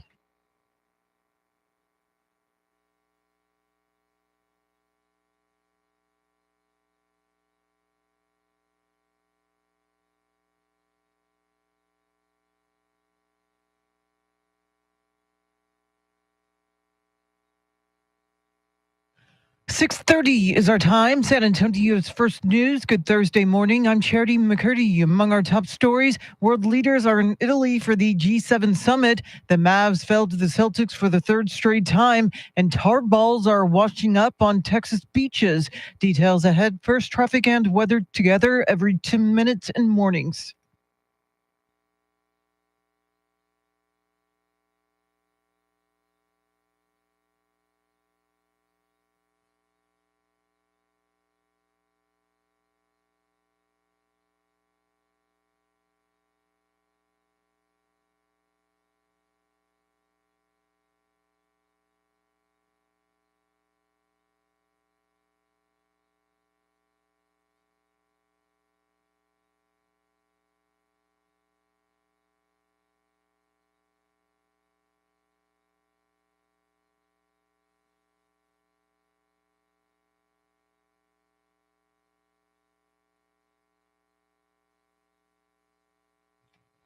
Your Weather Channel forecast for this Thursday. It is an air quality alert day, partly cloudy, a high in the low 90s. Tonight's low near 75. Right now, we're at 77 degrees. President Biden is in Italy for the G7 summit, where he's expected to hold a press conference with Ukrainian President Volodymyr Zelensky. Here's Fox's Lucas Tomlinson. The first time the two leaders have faced the press together since the White House approved a request from Ukraine to allow Ukraine to strike targets in Russia using American weapons. Now, according to a recent poll, nearly half of Ukrainians viewed this war as a stalemate. And the Wall Street Journal editorial board recently criticizing President Biden over his, quote, timidity and micromanagement of the war and accused Biden of running it on, quote, academic theories of managing escalation instead of a plan for defeating Russia's invasion. And when President Biden meets with the leaders of the world's 7 largest economies in Italy, it's not likely there will be a call to defeat Russia. The summit will also address matters like ceasefire talks and AI development. And meantime, President Biden could commute his son's upcoming sentence after a federal jury convicted Hunter Biden on 3 felony gun charges. Here's Fox's Jared Halpern. The president says he will not pardon his son, Hunter Biden, but White House Press Secretary Karine Jean-Pierre did not rule out other potential executive clemency options, like commuting a sentence. He was asked about a pardon. He was asked about the trial specifically, and he answered it very clearly, very forthright. A presidential pardon wipes away a conviction, exonerating a defendant. A commutation would keep that conviction in place, but reduce the punishment. Hunter Biden could face as much as 25 years in prison, though most legal experts believe a sentence on the lower end of guidelines is most likely. In Washington, Jared Halpern, Fox News. House lawmakers voted 216 to 207 to hold Attorney General Merrick Garland in contempt for refusing to provide subpoenaed audio tapes of President Biden's classified documents interview. House Oversight Committee Chair James Comer told Fox News this is a win for the Constitution and congressional oversight. The fact that the liberal mainstream media, who attacks me, it seems like on a daily basis, they agree with me that these tapes should be made public. I mean, that says it all. The only people in the world that won't turn those tapes over are Joe Biden's inner circle. Democrats say the move is political, but Republicans think the DOJ is hiding something about the president's responses to questions from special counsel Robert Hur, who suggested the president could not stand trial for mishandling documents because of his poor memory. The Amarillo City Council has rejected a so-called abortion travel ban. Bill McLean reports. City Council members Tuesday chose not to adopt an ordinance restricting travel through Amarillo on the way to get an abortion. Supporters of the restriction will now have 20 days to try to get that item put on the November ballot. Self-described pro-lifer Michael Ford said the travel ban is divisive, not helpful, and it does not reflect what Jesus would do. I believe that if we truly wish to build a culture of life that reflects the kingdom of God, we must start by extending grace, understanding, and tangible support to those who face the most difficult circumstances. Ford said that such an ordinance would only make people argue more instead of work toward a common good. The leading Republican in the state Senate Committee on Border Security is wondering how long the meter will run on Operation Lone Star. Texas has spent $11 billion since 2021 on Governor Abbott's border security initiative. Senator Brian Birdwell of Granbury says he'd like to know if there's an end in sight. So far, Operation Lone Star has built about 100 miles of border wall, placed razor wire alongside the Rio Grande, and installed a buoy barrier in a stretch of the river. A Texas National Guard camp is now being built in Eagle Pass. Well, it's looking like another extra hot summer in Texas, and with energy prices rising, you may have to shell out more to cool your home this year. Everything keeps changing. That's raising the cost of everything because you got to keep retooling the manufacturers. Oil costs have gone up. That changes the costs. Texas home improvement expert Jim Dutton says air conditioning has gotten more efficient over the last 20 years, but replacement costs are rising. Well, Texans headed to the beaches are finding sticky tar balls washing up on shore. Over the last few weeks, balls of tar have been washing up on beaches in South Texas. The city of South Padre Island says the balls are oil seeping up from the bottom of the Gulf of Mexico. The Texas General Land Office says the balls usually come along in summer due to changes in ocean currents, but researchers are not clear on whether the balls are crude or refined oil. They, along with the Coast Guard, continue to monitor the situation. Park rangers advise you to carry some baby oil and cotton balls to help clean off the tar if it gets on your skin or shoes or other stuff. Eric Lankham, News Radio 1200 WOAI. Well, the Celtics held off a late Mavericks rally to take Game 3 and move one win away from their 18th NBA title. Boston defeated Dallas 106-99 last night in Dallas. The Mavs led by as many as 13 early before the Celtics fought back and eventually jumped out to a 21-point lead on their own. Mavericks guard Luka Doncic says the team still has confidence moving forward. We were rolling down there, but then they came back. At some point we were down 21-2 in the fourth quarter, and we came back. So we're going to still believe till the end. The Mavs will host the Celtics in Game 4 tomorrow. It is 6:37. Traffic and weather together in a minute, but first, to check of your money in the world of business. Ed Corey is live at the Bloomberg News Desk.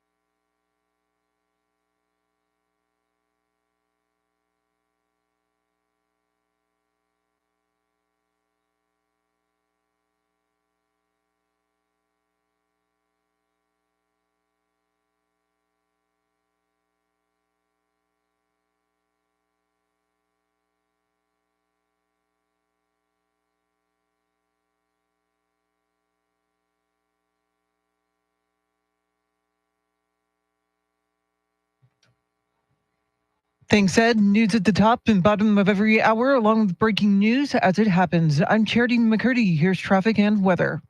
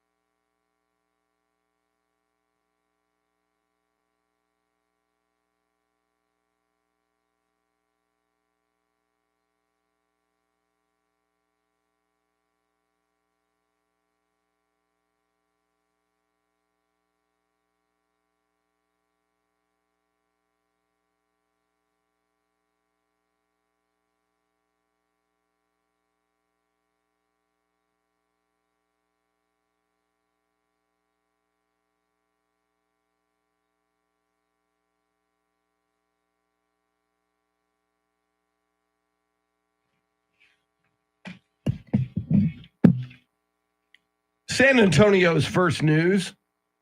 He's Mr. T, Tim Merriman. I'm Chris Duell. That's Charity McCurdy. Charlie Parker with Those Were the Days, coming right up at 6:48. Well, the Republican-led House of Representatives voted 216 to 207 to hold Attorney General Merrick Garland in contempt of Congress. In fact, here is House Judiciary Committee Chair Jim Jordan. We think we're entitled, actually, we know we're entitled to all the evidence and the best evidence. And the transcripts alone are not sufficient evidence of the state of the president's memory, especially since the executive branch has a history of changing transcripts.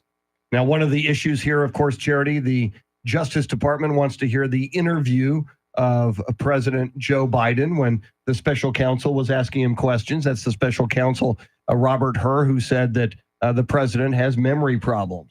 Yeah, and let's be honest. I mean, the ultimate motivation here is not only about the president's handling of classified materials, but I think Republicans want to get a better insight on the president's mental acuity. Those audio tapes will really reveal a lot. The transcripts itself were redacted out of redundancy. the special prosecutor Robert Hur claimed. But ultimately, that audio, if it was released, it could appear in campaign ads during a presidential election year. And all they really have to do is just watch anything that President Biden does, and you can see that, yeah, there are problems. He's getting older. It's evident. And does anybody know what the punishment for contempt of Congress is? Slap on the wrist? Kind of. It's punishable by a fine of up to $100,000 and imprisonment for not less than 1 month and no more than 12 months. Yeah, but Biden's decision to, I guess, invoke executive privilege, prevents Garland from any kind of criminal contempt probe. So, I mean, he's insulated for the most part. And again, I mean, this is to be expected. It is an election year, and each side is going to want to slam or slime, well, both actually, the standard bearer of each party. So the Republicans would love to the best of their ability, discredit and slime the president. And meanwhile, Democrats, in any ways that they can, will be doing the same for Donald Trump. And as T mentioned, I mean, it's not going to be good campaign-wise for the president, because there's just so much footage of him freezing, and not just for a few seconds. I mean, it seems like, going a minute long. I mean, where there's just, he has no expression on his face, and it's just a delayed response. And I realize he's 81 years old, and likely a lot of us might be in that situation, but it just really raises concerns about, does he have another 4 years in him? I don't see it. I don't see him having another 4 years. I mean, just think about it. You mentioned we're all getting older. We do things slower when we get older, and it seems like this job itself takes a lot out of a normal age person, and somebody who's up in his age group, it's going to take a lot out of them. Well, and that's why 13 days, check that, 15 days from now, that first presidential debate on CNN. We kind of marveled at the president's performance in the State of the Union address. Yeah. However, that was reading a teleprompter. And if you're having memory issues, if you're getting older, something you've done a lot throughout much of your career, you're pretty good at. But to have a debate with a moderator going against a man, Donald J. Trump, who is very good at debates, I think it's going to be very, very telling. Amen. 15 days from now on CNN. And keep in mind, Donald Trump turns 77 years old tomorrow. So yeah, he does, but he looks, he's a different kind of 77. It's a different kind of Yes. 77. Exactly. Yeah. I was just going to say the same thing. Thank you. Exactly. And especially you compare him, and I know there's only 4 years difference, but you compare him to Joe Biden, and while there's a 4 year, I mean, it seems like a 15-year difference. It does seem like it. Yeah. Anyway, we'll continue to keep an eye on it, see how it plays out. Coming up, Charlie Parker with Those Were the Days, WOAI News Time 645.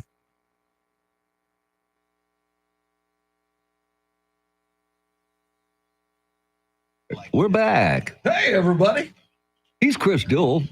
He's Chopped. I'm Liver. Yeah, and together we're Chopped Liver.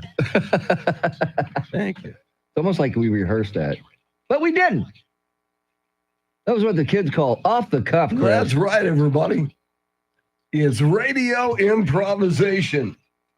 Oh, somebody's going fishing. Well, look at Paul. I know. To the coast for some cold ones and fishing. Good for you, Paul. You might see Charlie Parker. That's where he's headed. Woo! Look for Charlie. Look for Charlie. Or do not make eye contact. Do not make eye contact. You'll turn to stone. Yes. What would happen if Charlie Parker had an encounter with Tommy Lee Jones in public in San Antonio? How would that go? They'd probably love each other. Ooh. It'd probably be a love fest. Hey, how are you? I'm fine. I don't understand why everybody says I'm mean to them.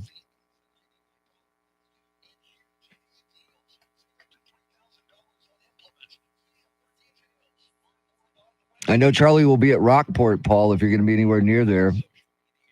He'll have some Miller High Lives. Now, why Rockport for Charlie Parker? Because that's where Captain Blackie, his brother-in-law, is a captain and goes out of Rockport. So that's where they where they go out of. Yeah. And they've got a place down there that they go to, that Captain Blackie and his other people, they've got a place they can stay. As I mentioned to you, Steve Duraco, the original Rock, friend of the show, many years ago, his stepdad was Fire Chief I.O. Martinez. Oh, okay. And he had a place at Rockport. Okay. So which was great because we hell yeah. after high school, it was often empty, so we hop in the car, go down hell to yeah. Rockport, stay at Io Martinez's Hell yeah. little cabin in Rockport. It was Good morning, Eric. Hello, Eric. Welcome in. Yeah, that's cool. Yeah, having access to a place at the coast is like so beautiful. It's the best thing ever. Yeah, we haven't stayed in a hotel in South Padre in years, man, because we got lucky. I prefer staying in a condo as opposed to a hotel. Yeah, at Port A, we did. There's two big high-rise condos. We stay at one of them. One's called the Seagull, and one's called, I think, the Sandpiper. I think they're next to each other.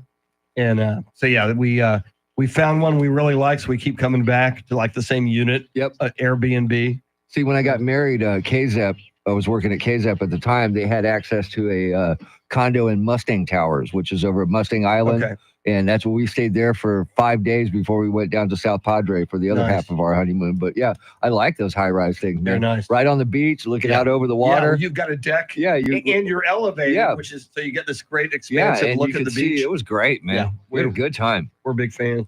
Had a good time. I like those. And it's not like a hotel.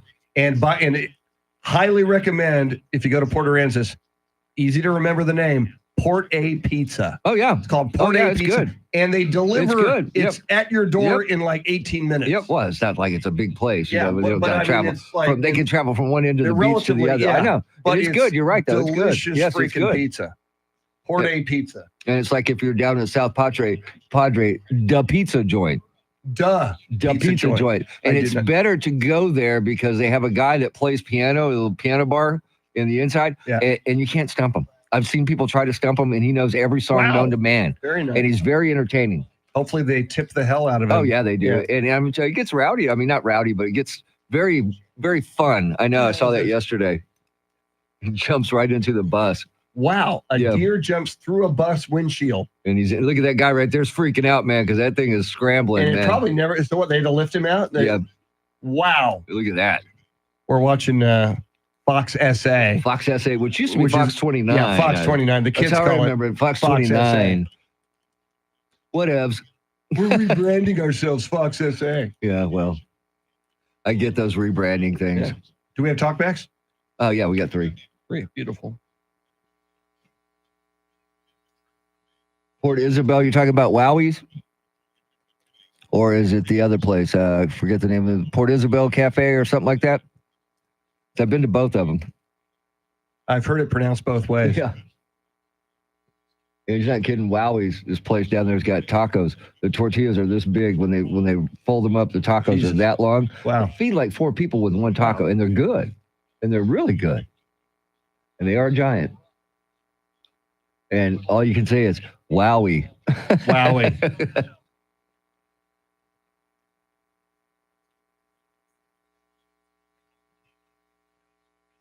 Reds fan gets tased on the field. Yeah, They after tase he him. does a backflip. Watch this. Does a backflip and then he gets tased. All right, watch. The guy's going to catch up to him. He's going to do a backflip. Boom. Now, down he goes. Wow. Don't tase me, bro. You know, they really got to start throwing the book at these guys. And he wore a Cincinnati jersey for his court appearance. Well, they're straight from jail. Oh, okay. Yeah, because that's what he was wearing. Don't tase me, bro.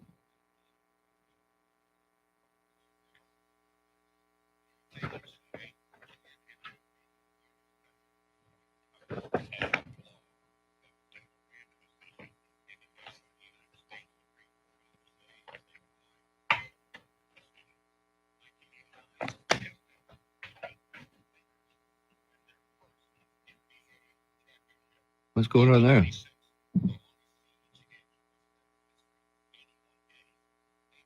What is going on with that? Like the start of a NASCAR race. Yeah. Robert Mosley has a question for you. Robert Mosley, what's up? You see the question? Oh, hang on. I'm not there yet. I can read it if you don't. How many times have I seen the Rolling Stones? Last time I counted, I believe 16 16. Wow. Yeah, That's it might be. amazing. It might be more because I've Good seen for them. I've you. seen them all over the place too. Dallas, Houston, San Antonio. And Robert, as you must know, he has the tattoo. I do. I do have the You tattoo. showed it once here on I the did. YouTube stream. I did. Are you any relation to Alex Mosley?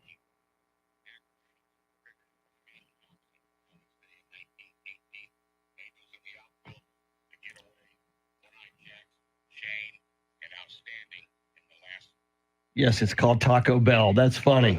Backyard Smoker Barbecue. Echo 5 Hotel. Can you mess up a taco? Yes, it's called Taco Bell. No, you don't have to call me sir, Robert. Although the Taco Bell Chihuahua commercials were Yo Quiero Taco Bell. That was brilliant. Those were good. They Those should were have good. never- Yes. It's like Spuds McKenzie Yeah, hello. for Bud Light. Never Hello. stop. The dog always You works. nailed it.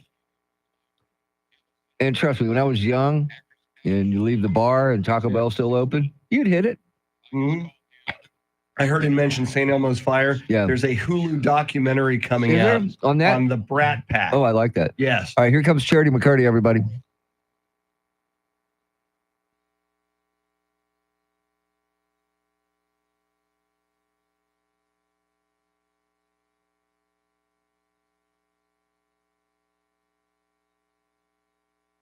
And here are some of the stories we're following for you. President Biden is in Italy joining world leaders for the annual G7 summit. The House votes to hold Attorney General Merrick Garland in contempt of Congress. And San Antonio is preparing to hold the world's largest swimming lesson next week. We'll have details coming up. Right now, traffic and weather together.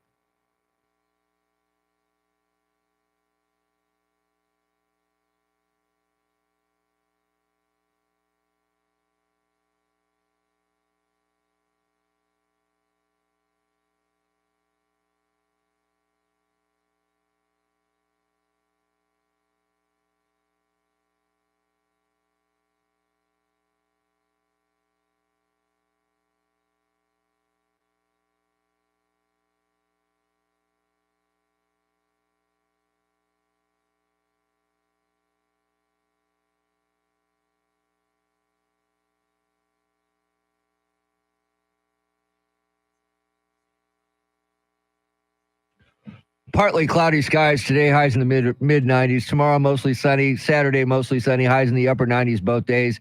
It is 79 degrees at La Cantera, 79 at the Rim, 78 right here in Stone Oak. WOAI News Time, 6:54. San Antonio's first news. That's Mr. T, Charity McCurdy, Charlie Parker. We thank him for those were the days. He is headed to the coast. Yes. Probably today. Is that right? He's probably might already be on the road. Charlie Parker may be on the road. Drive safely, Charlie. if And you're watch out tuning for in. the tar balls. Yeah, watch out for the Well, he's tar going to be balls. fishing, so I don't think he has to worry about it. Well. He'll be in a boat. Very, very Going to need a bigger boat. Yes. Let's see. EJ Pacheco and Andrew Zimmel flying the Millennium Falcon. Andrew directing our live video stream on YouTube. You can join us on YouTube. There's a live video chat there as well. Look for 1200 WOAI. Before we hear more from the people on the best television dads of all time, a whole lot of show coming at you with some great guests. Mike Opelka at 7:20 from the Pure Opelka podcast. 7:40, national correspondent Rory O'Neill on Russian warships and a nuclear submarine in Cuban waters. What's going on there? 7:50, voice of the San Antonio Spurs, Bill Schoening. He'll remember Jerry West. And White House correspondent John Decker is going to join us at 8:20 from Italy, where he's covering the G7 summit. All right. Father's Day is on Sunday, and we have been asking the people who is their favorite television dad. We're getting some great responses, and we'll continue to take them. Charity McCurdy, how do people let us know their favorite television dad? The iHeart Radio app, it's absolutely free. Just search 1200 WOAI, hit that red circle. That's the talkback button. It gives you 30 seconds. Once you hit it, let us know favorite TV dad and why. And I love this when somebody that's on the live stream chat decides to stop and send in a talkback, like Backyard Smoker Joey. Backyard Smoker Joey here. I want to tell you that I think the best dad was Al Bundy Yeah. from Married with Children. Amen. I like that one. You said that very early this morning as well. I did. It's hard for me to even think that because I know behind the scenes, didn't he have a relationship with the TV daughter, Christina? Yeah, Applegate? Did he really? I don't know if that's actually true or just a rumor, but I did hear the same thing. And, you know, he wasn't No, really. he's not really her dad. Yeah, he Charity. wasn't really her daughter. I know. Well, no, and that was like I mentioned on the Brady Bunch. Yeah. Florence Henderson and Greg Brady. Greg Brady, Yeah. the kid, had a thing reportedly. Just alters your thinking of, what you consider to be a good dad. I'm just saying. And it probably alters your thinking a little bit different from ours. yeah, Just mine saying. is. Whoa, Dude, you've got game. way to go, Al. You got Christina Applegate. Wow. Yeah. All right, here's another one. I'll leave it to Beaver. He was always direct and fair. Yeah, he was. That was a Ward Cleaver. Yeah, he didn't get the whole thing in. Apparently, his first time using the iHeartRadio yeah, app that's and how you talk learn. back. But he got the best part in. Leave it to Beaver. Always direct and fair. Yeah, Ward. I think that's our second Ward Cleaver. It is our second Ward Cleaver nomination. And I thought we would get this one a little bit earlier, but here it is. Good morning, Chris, Charity, and Tim. This is Danny in Pipe Creek. The best TV dad, in my opinion, Archie Bunker. He told it like it was. You knew where he stood. At the end of the day, he loved his people. Have a great day. You definitely knew where you stood. Yeah, Archie Bunker. You knew where you stood. And I grew up watching that So in did the I. 70s, All in the Family. It was such a groundbreaking television sitcom by Norman Lear. It addressed more than anything else racism and prejudice in America. And what was funny was Norman Lear created this character, Archie Bunker, played by Carol O'Connor. And the idea was to kind of expose racism and racist views in America. It was definitely, and even Carol O'Connor, realized that, they were kind of tongue-in-cheek poking fun at Archie Bunker himself. Yet Archie Bunker developed a huge following of people who said, yeah, I'm with Archie Bunker. Big time. Yeah, you couldn't get away with that today for sure. All right, we got one more.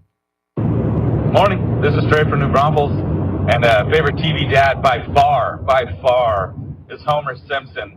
Seasons 1 through 13, he was a madman, but he was an excellent dad. Homer was an excellent dad. I don't think Bart thought so, but No. yes. What kind of beer did Homer drink? What was that beer? Duff. Duff beer. Yeah. I've never seen the show, Chris. I hear he liked donuts too. Yep. Yeah. Yes, he did. And I mean, and donuts. Well, Homer was a great dad. Let's not. Marge Simpson, a fine mother. Yes, she was. Marge Yes, she Simpson. was. So she was that. All right. So so far, some of the names that jumped out at me: Andy Griffith, in one of the greatest talkbacks we got in a previous hour. He just whistled the theme song from But the Andy Griffith show. We all knew what it was. Exactly. Yeah. That's all And you that's need not to do. easy to do. No, it's whistling. not. No. No, it's not. I am not a good whistler. I'm sorry about that. All right. So keep them coming. We got a huge 7 o'clock hour coming up. In fact, coming up, wait till you hear this. Dan Patrick from the Dan Patrick Show yesterday. He was very, very close with Jerry West. He pays tribute to Jerry West. We'll hear that and a whole lot more coming up. But right now, it is the top of the hour. Charity McCurdy has all the big stories you need to know on this Thursday, June 13th. WOAI News Time is 7 o'clock.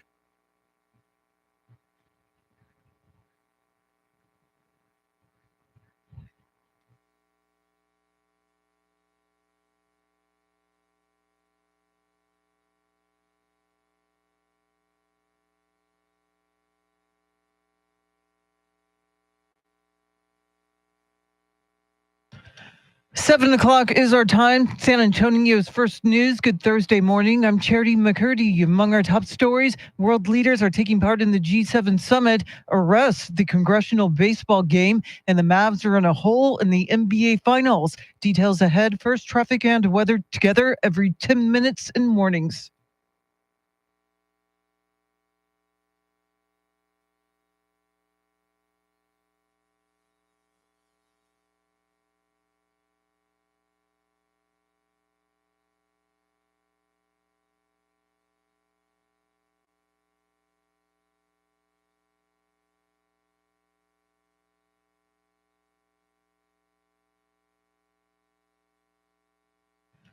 Your Weather Channel forecast for this Thursday. It's an air quality alert day, partly cloudy, a high near 93. Tonight's low near 75. Right now, 77 degrees. Well, President Biden is attending the G7 summit in Italy, and the White House says the schedule is action-packed. Here's Fox's Jonathan Savage. The president of Ukraine, Volodymyr Zelensky, has been invited along by host Italy. He'll meet President Biden on the sidelines of the summit, the two men signing an agreement pledging long-lasting U.S. support for Ukraine. The White House sees the agreement as a signal to Russia's Vladimir Putin that he can't outlast Ukraine and its allies.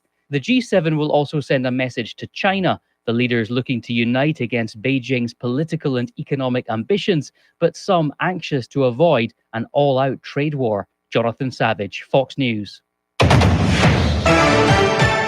Well, today, congressional Republicans are set to meet with former President Trump. Fox's Ryan Schmelz has more on Decision 2024.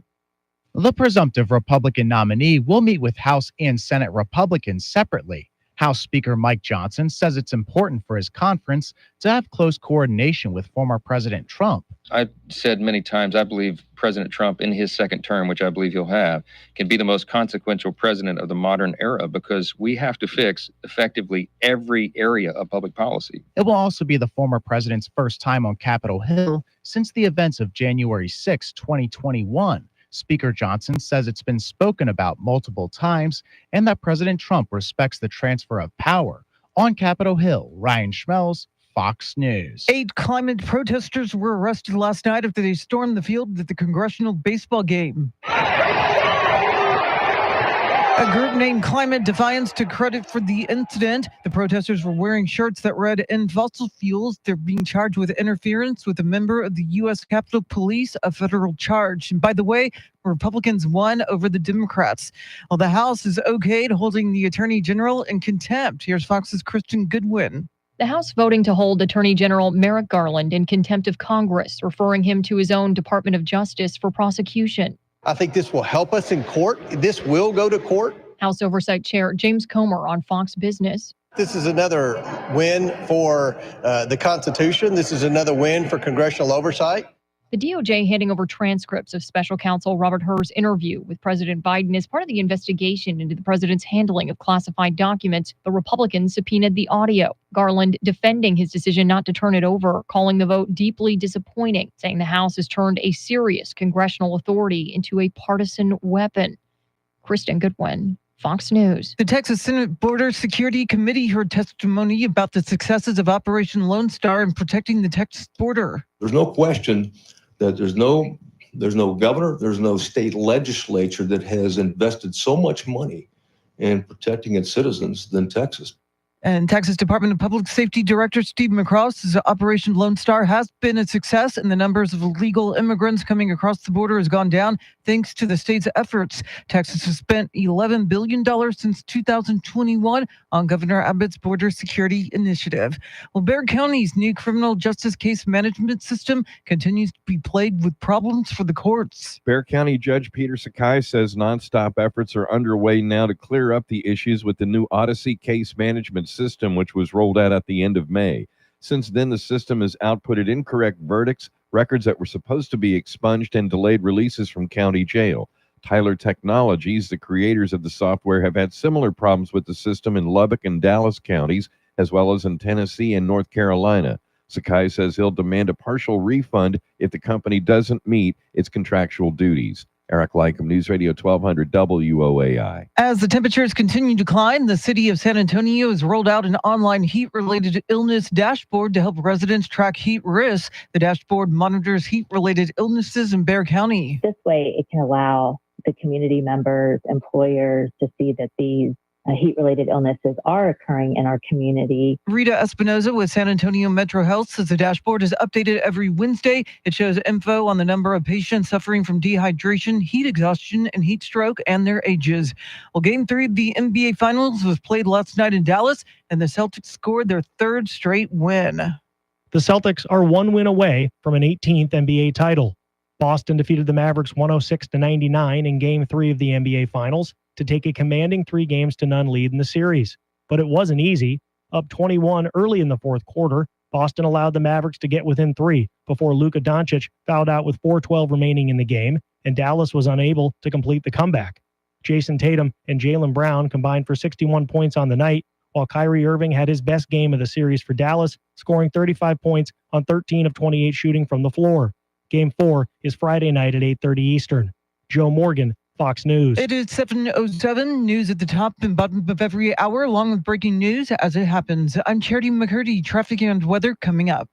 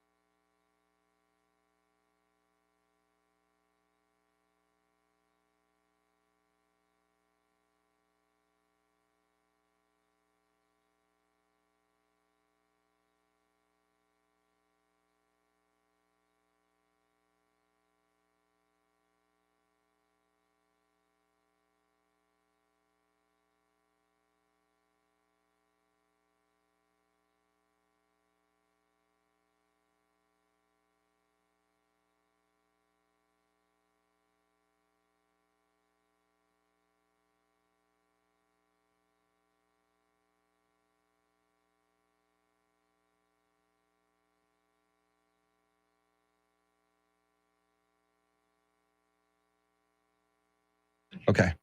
Coming up on Wait Till You Hear This, you will be able to hear this on the YouTube stream. Dan Patrick from the Dan Patrick Show on Jerry West. He was very, very close with Jerry West, so it's some good audio. Yep. We'll bring it to you and you'll be able to hear it and enjoy it just like everybody else.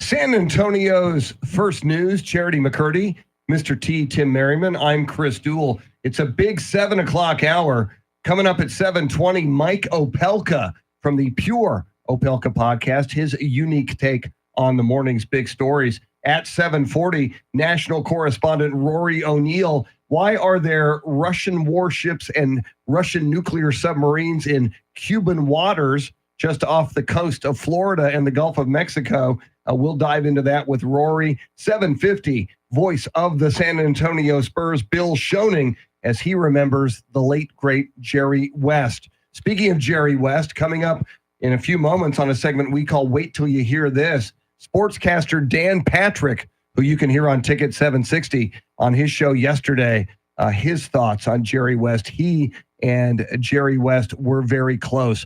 We'll play you that coming right up. But first, let's get you caught up on traffic and weather together.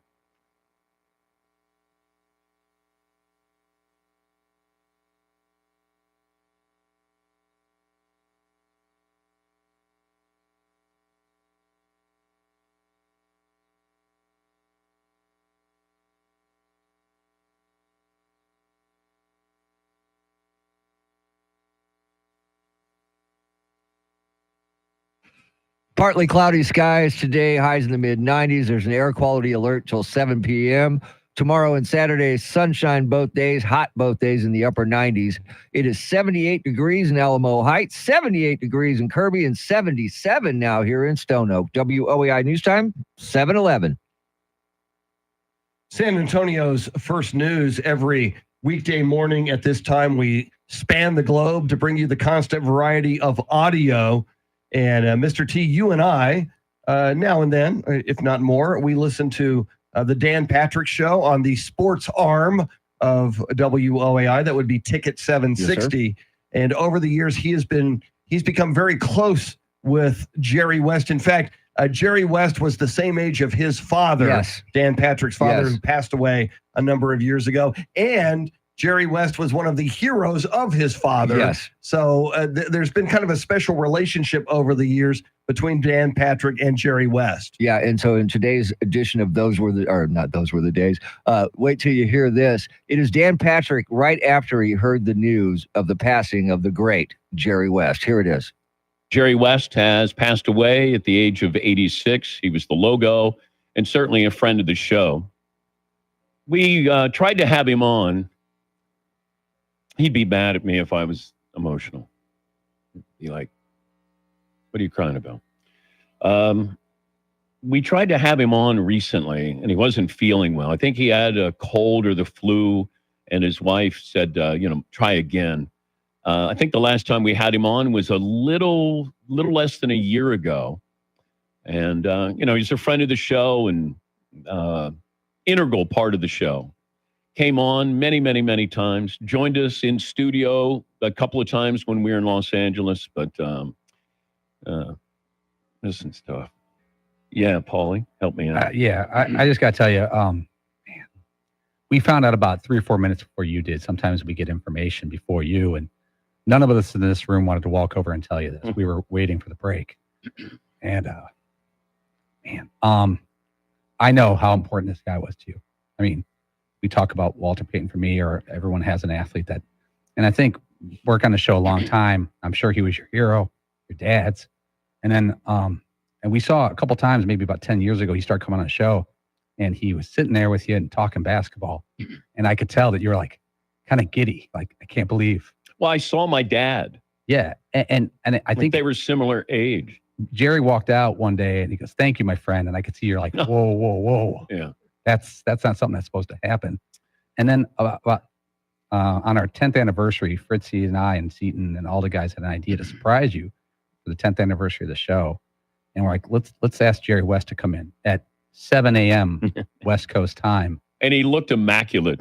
He was perfectly dressed. Yeah. He had to go on a flight 2 hours later, took time out of his day. Yeah. And we surprised you with a cake from Jerry's Cakes in Torrance. Yeah. And if it's not the greatest moment It's ever up on there. the show. Yep.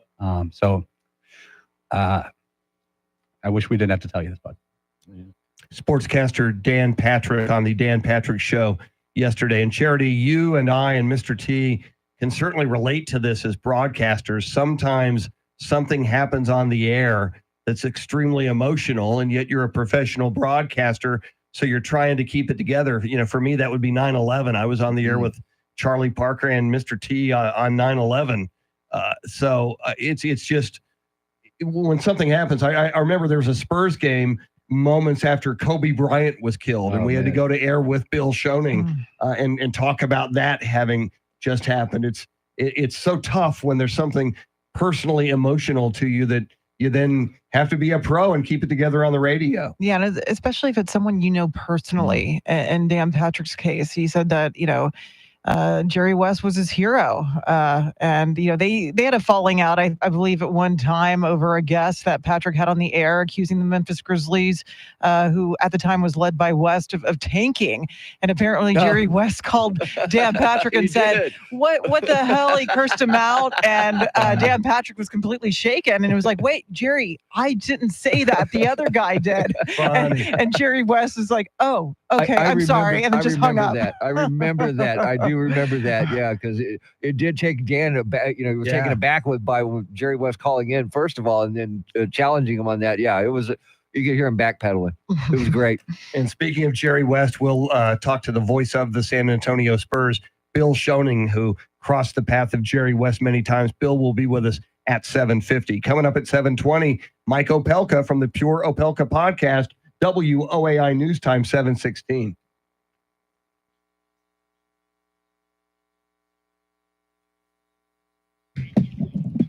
That was just a great choice. Great audio. Now I have 9. Wow. Yeah. We'll do it. 840. 840 and we can 850. pepper some in ahead of headlines, traffic, and weather. We can do that because there's some short ones. I got some short ones I could put in there. Like we can do one probably here. Okay. We can probably do one here. Or do we? I got out at 16 though. Do we have time? No, we'll be good because it's a 2.5 minute break. So we're gonna do one here. Yeah, just do one. Yeah, we'll have a minute, so we can do one. Okay. Sleepy, good morning. Eric, Echo. Anybody else who is in here on the live video stream, welcome in.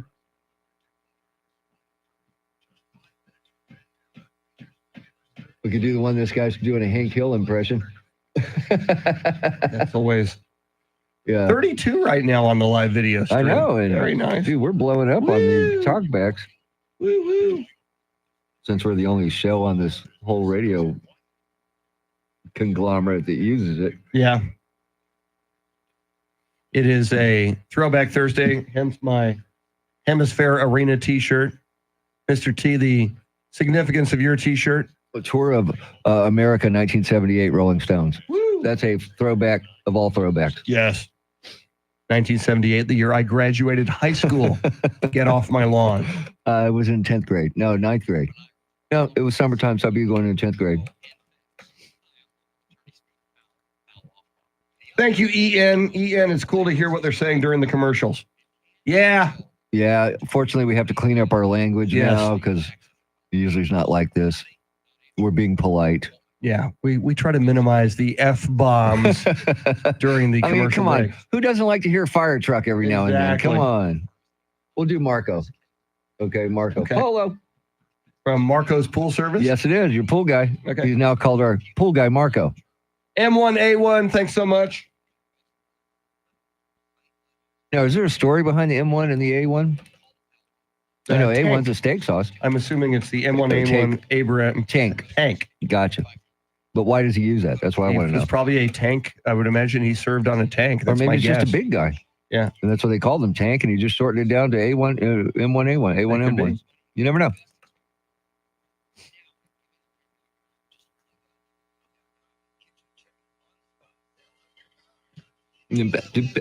Boom.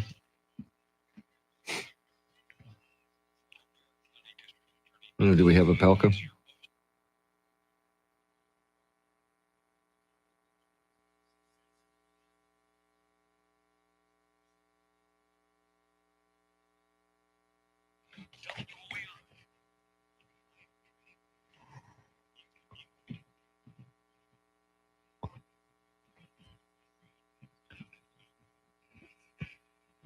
Just ahead of headlines, traffic, and weather together, then Mike Opelka from the Pure Opelka podcast. And we're asking you all morning on the free iHeartRadio app on the Talkback feature ahead of Father's Day this weekend, who's your favorite television dad? And Mr. T, I think we're hearing from our favorite pool service guy, Marco. Yeah, here he is. Good morning, crew. This is your pool guy, Marco. My favorite dad was Heathcliff Huxtable. Serious guy when it needs to be, but funny the rest of the time. That's me, and I hope my daughters see it that way. Y'all have a good day. Cliff Huxtable. There you go. No mention of the irony there and involving now how we feel about Bill Cosby. Very, very interesting. All Sorry right. to separate the two. It's very Yes, it hard. is. It's very hard, yes. Charity McCurdy, what stories are you following? President Biden is in Italy with other world leaders for the G7 summit. Former President Trump will be on Capitol Hill today to visit with congressional Republicans, and tar balls are becoming a common sight on Texas beaches. We'll have more coming up. We're now traffic and weather together.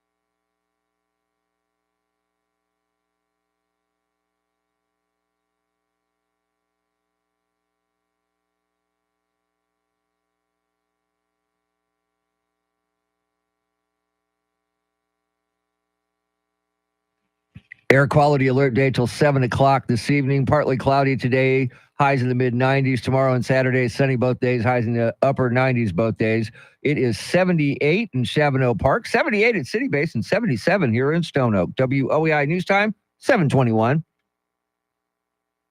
Every weekday morning at this time, we check in with Mike Opelka from the Pure Opelka podcast. He's brought to us by Randy Adams Incorporated. And Mike, before we get into more meatier issues of the morning, as you know, our talkback topic for our listeners this morning, with Father's Day coming this weekend, we're asking your favorite television dad. I would imagine you might have a favorite television dad. Oh, without a doubt, Chris. It's got to be Hank Hill from King of the Hill. Yes. Bobby, step away from that. We're a propane family. Wait, don't use charcoal. Excellent. One of the greatest TV dads in every episode was a little bit of a morality play. Mike, I noticed you didn't mention Bill Cosby. I was kind of shocked. Yeah, he kind of slipped off the list. It's one of those celebrity photos that I have from years ago that I kind of hide at the bottom of the pile. I can explain. In other news, Mike, the president says a pardon for Hunter is off the table, but the White House is noticeably silent on whether Hunter's sentence will be commuted. What do you think? Yeah, this was interesting to hear the press secretary kind of dance around the question, saying, well, I haven't really talked to the president about this topic. Right, we believe that. But the possibility of a commutation versus a pardon is floating out there. And I suspect they're going to find a way, even if Joe has to say, well, I did say I wouldn't pardon him, but I have to. As a dad, I have to. I think some way or another, this ends up getting washed away. So you had the congressional baseball game, and then you had some climate protesters arrested. That seems to be going on everywhere lately. Yeah, it's what all the cool kids are doing these days. Yeah, they were out there with their End Fossil Fuel T-shirts. About 8 of them got tackled on the field, and then they were upset. We got arrested. How dare they do that? And one of the protesters got arrested, a woman who said, the members of Congress are the ones who should be arrested for what they're doing to the planet. Good try, but that's how did they get to the game? That's what I want to know. How did they get to the game? Well, they rode on those electric scooters that are all over D.C., There you go. Meanwhile, Mike, Russian warships and nuclear submarines in Cuban waters, not far from the coast of Florida. What's going on here? Well, Russia is trying to give us a little bit of a middle finger treatment, and they're attempting to do a little bit of a flex. You got a nuclear sub, which has God knows what aboard it, and 3 other ships. The interesting thing, Putin couldn't really do the big flex he wanted to because his biggest ship is still in the Black Sea, and they've lost so many others in the war with Ukraine. So while he's trying to stomp around and wave a big stick, he's kind of out of sticks. It's still disturbing that there are Russian ships in that port, and China has set up a listening post 90 miles from Miami. Not happy about it. Mike, I'm not sure what kind of best friend Gayle King is, but word is she told everyone about Oprah being hospitalized, and she provided a little too much detail. Yeah, the oversharing lamp was lit and burning brightly the other day as Gayle gave out the inside scoop on Oprah and said stuff was coming out of both ends. Thanks for that image today. Wow. I thought she was on Ozempic and not on a puking or laxative diet.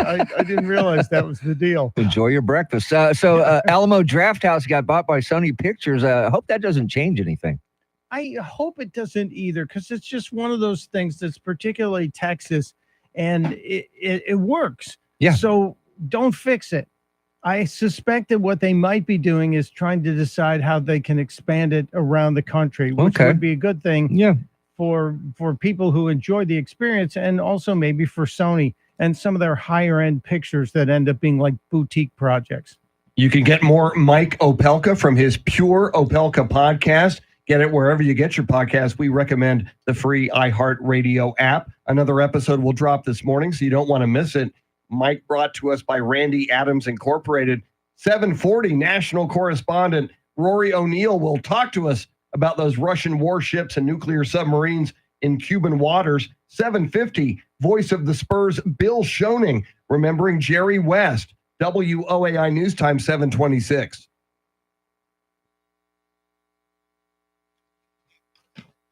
Hello. Okay. Woo. Back up to 9 again. Outstanding. Connie Chambers, welcome in. Hang on, I got to listen to this one real quick, guys. Hang on.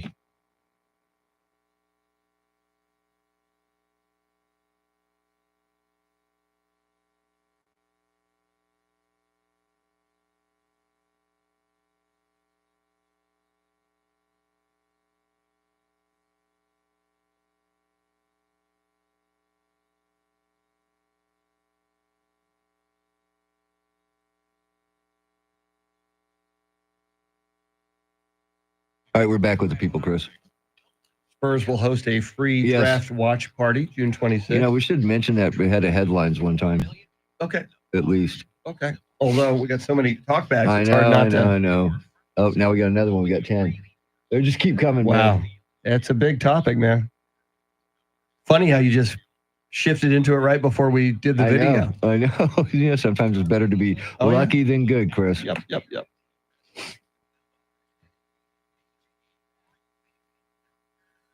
Charity's got the news coming up at the bottom of the hour. At the bottom of the hour, Everybody. everybody. Coming up at the bottom of the hour. Doon, doon, dicka, doon, doon. Ah. Oh, God.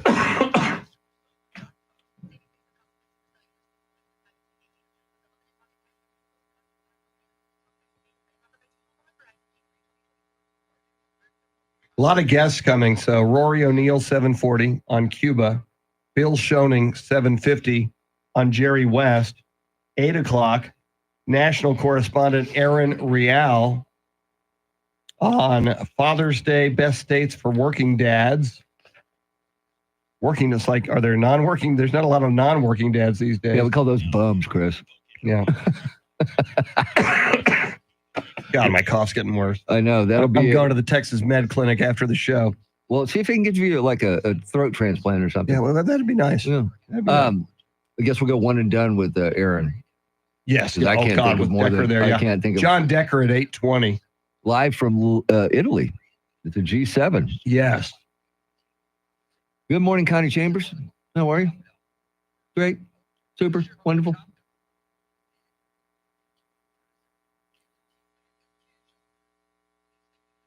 These Jeff Davis. Oh, they're with so Quinn bad. Ewers commercials. He looks so stiff. I missed the 4. So do I. That was annoying as hell, but I missed Yeah. it. 'Cause Well, these and are- you would think, these are worse. how hard is it Yeah. to act like you're not stiff? I mean, you've got a script, so all you have to do is Give deliver. the guy a Valium or something, Quinn man. Ewers is I know. delivering his He's laid lines. back. Wow, it's so weird. It is weird. Davis Law Firm. Give the guy a Valium or something, Yeah. man. Because he is very stiff. Even when he did the 4, Yeah. you know, he would Right. like a robot. But there's something about, because it's a dialogue Yes. between he and Quinn Ewers. Is it really? Because it doesn't sound like Yeah, it. that's a good point. Good point. Wow. You are moments away from Charity McCurdy. You have put up with chopped liver, and you are about to receive your dose of eye candy. That's right. By the way, Charity's birthday is Saturday. So tomorrow we celebrate it all morning. Woo. We're going to get people to wish her happy birthday on our talkback feature. Flood her emails, Charity McCurdy at iHeartMedia.com. Flood her emails Yes. with birthday cards and well wishes. And we just want to make it a very special birthday for her. Yes. And we may or may not live stream our post show meeting. Yeah, I'm leaning against it. Yeah, I've me been too. thinking about it. Me too, because Yeah. I don't want evidence. Yeah, evidence, plus we can't speak freely. And if you say Yeah. something that Yeah. you shouldn't say, That's probably then not a it'll good come idea. back and haunt you. Probably the best idea we had is not to do it. Yeah. Connie, glad you got your beauty sleep. I've been waiting for mine since 2019. I know it's coming someday. 20 years for me, Chris. Yes. 20 years. All right, here's Charity McCurdy in 15 seconds. Everybody enjoy looking at her because we know you don't like looking at us. All right.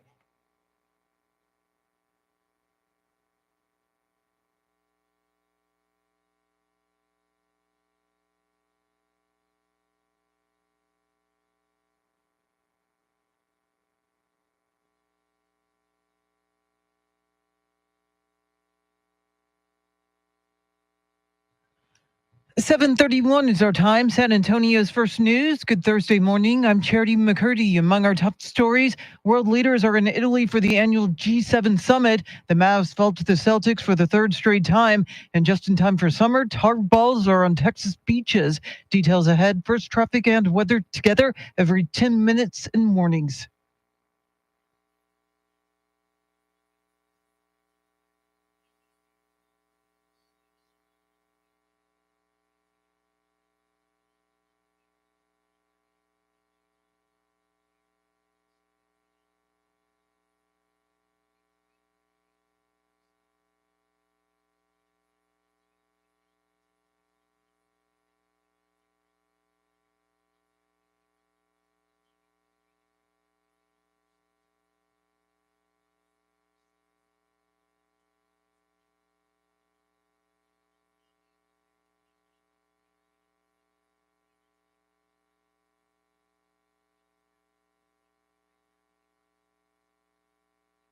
Your Weather Channel forecast for this Thursday. It is an air quality alert day, partly cloudy, a high near 93. Tonight's low near 75. Right now, 77 degrees.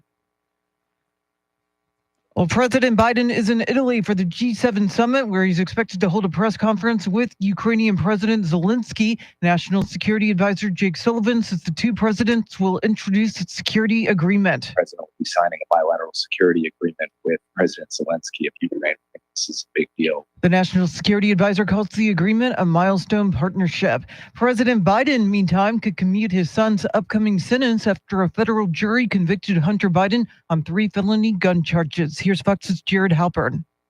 The president says he will not pardon his son, Hunter Biden, but White House Press Secretary Karine Jean-Pierre did not rule out other potential executive clemency options, like commuting a sentence. He was asked about a pardon. He was asked about the trial specifically, and he answered it very clearly, very forthright. A presidential pardon wipes away a conviction, exonerating a defendant.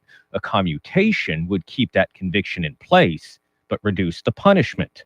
Hunter Biden could face as much as 25 years in prison, though most legal experts believe a sentence on the lower end of guidelines is most likely. In Washington, Jared Halpern, Fox News. Well, House lawmakers voted 216 to 207 to hold Attorney General Merrick Garland in contempt for refusing to provide subpoenaed audio tapes of President Biden's classified documents interview.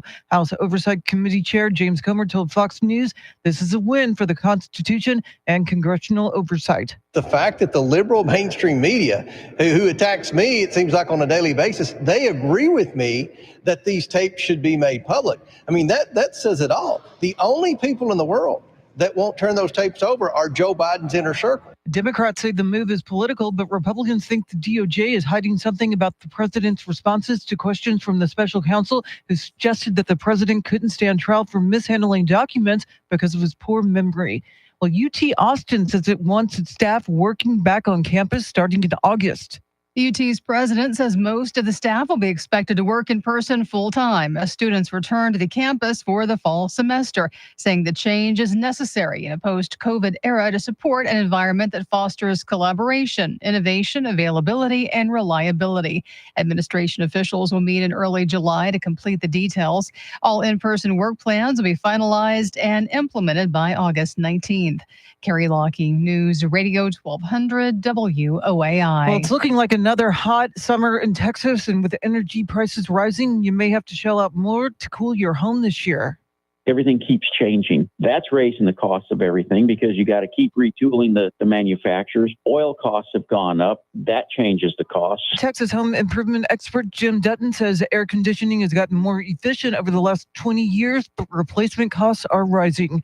Sony Pictures Entertainment has acquired Texas-based Alamo Drafthouse Cinema. Brian Gann reports.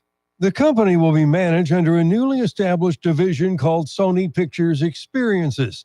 The company says the deal reinforces Sony's long-held commitment to theatrical exhibition and continued initiatives in experiential entertainment.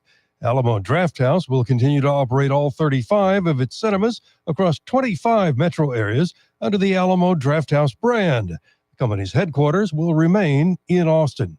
Brian Gann, News Radio 1200 WOAI. Well, the Celtics held off a late Mavericks rally to take Game 3 and move on one win away from their 18th NBA title. Boston defeated Dallas 106-99 last night in Dallas. The Mavs led by as many as 13 early before the Celtics fought back and eventually jumped out to a 21-point lead of their own. Mavericks guard Luka Doncic says the team still has confidence moving forward. We were rolling down there, but then they came back. At some point we were down 21-2 in the fourth quarter, and we came back. So we're going to still believe till the end. The Mavs will host the Celtics in Game 4 tomorrow. State and local officials are on alert after tar balls began washing up on South Texas beaches over the last few weeks. The city of South Padre Island says the small black balls are the result of oil seeping up from the bottom of the Gulf of Mexico. The tar balls have been seen recently on beaches from South Padre to Corpus Christi. Local officials are working to clean up any of the tar balls that wash up on shore, while the Texas General Land Office and the Coast Guard are also monitoring the situation. It is 7:37. Traffic and weather together in a minute, but first, check of your money and the world of business. Ed Corey is live at the Bloomberg News Desk.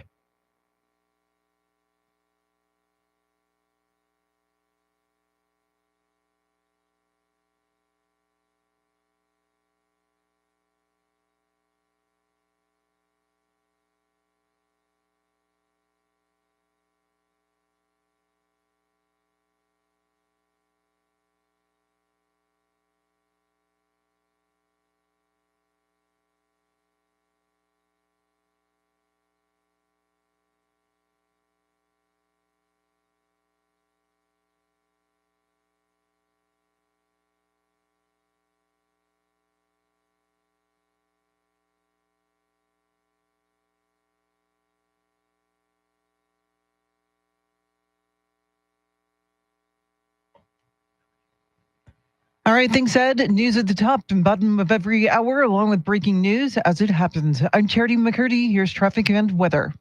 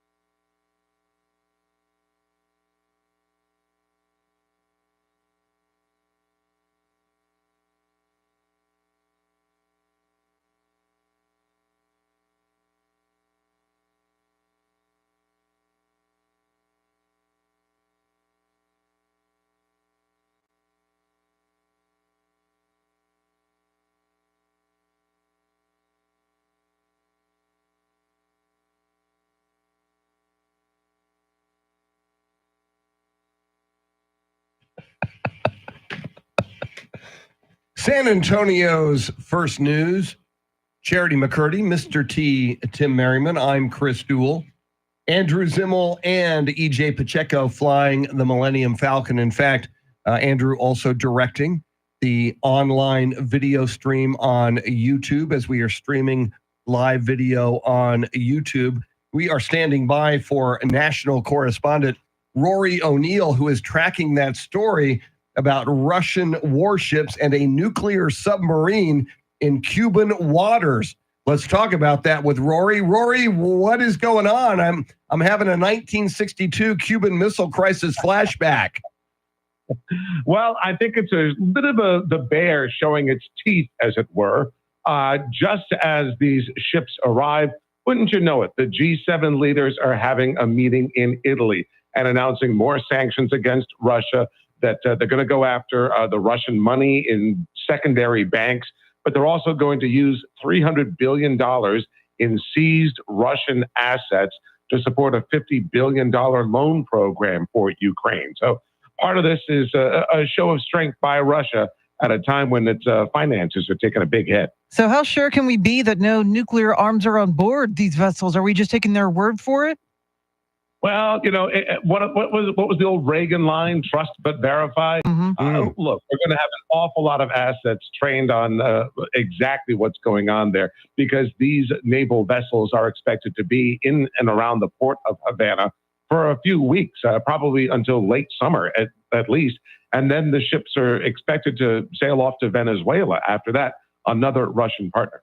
Is this something that's unusual? I mean, this doesn't happen all the time. No, it doesn't. I think the last time was 2008. So it's not completely unheard of. These things have been happening since the 1970s. So it's not unheard of, but it's certainly not something that's common. And having, but look, personally, in the short term, I'm much more concerned about the rain hitting South Florida and a nuclear attack on South Florida. And also, don't worry about the nuclear submarine that you can see at the surface. Worry about the ones you can't see. Yeah. Well, and you mentioned 2008, Rory. I got to believe that our tensions with Russia, I don't recall them being as high in 2008 as they are right now. And certainly Vladimir Putin, making threats against the West, especially now that Ukraine is using, American machinery in its war effort against Russia. There's just something about it this time that makes it more ominous to me. Yeah, it does have a bit more of a sting to it. I mean, 2008, we were closer to normalizing relations with Cuba. We were opening up travel to Cuba. A lot of those policies have since been reversed. But the relations with Cuba were on a very different trajectory back in 2008. Our thanks to national correspondent Rory O'Neill. In just a few moments at 7:50, we'll talk with the voice of the Spurs, Bill Schoening, about the late, great Jerry West. But Mr. T, we've got a moment here. We've asked a question throughout the morning. With Father's Day coming up on Sunday, we're asking our listeners about their favorite television dad, and we've got more coming right now. Yeah, and this one's for Mike Opelka. This is Hank Gill from North Texas. I'd like to nominate Boomhauer and myself. I think we make good parents. And while we're at it, let's go ahead and add Flanders from the Simpsons show. Nothing like a Hank Hill impersonation. You gotta like it. Do we want to do one more? Yeah, we got one. Let's go to Arkansas. This is Scott from Fort Smith, Arkansas. I have to say that Al Bundy from Married with Children is the best dad of them all. Yeah. There you go. I agree. Charity, are you swayed yet? I'm just picturing this hand down his pants. I don't know. Normal. Okay. If you say so. We got a whole lot more that are pretty good, so stick around for those. Got to hear from Bill Schoening coming up. He has crossed paths with the late, great Jerry West many times over the years, certainly at Staples Center. We'll hear from Bill coming up in just a moment. WOAI News Time, 7:45. Okay. That was pretty good. I thought Mike Opelka's Hank Hill was better. Yes. But got to give him credit for trying, man. Oh, yeah. Okay. Now we're down to 14. Wow. I know. They just keep coming. Amazing. They just keep coming, Chris. I keep lighting them, and he keeps blowing them out.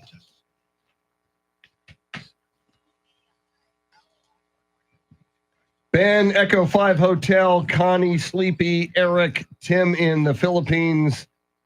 Anybody else who is in here right now? There's 24 of you that I currently see. Name them all. No, we don't have all your names. We don't have.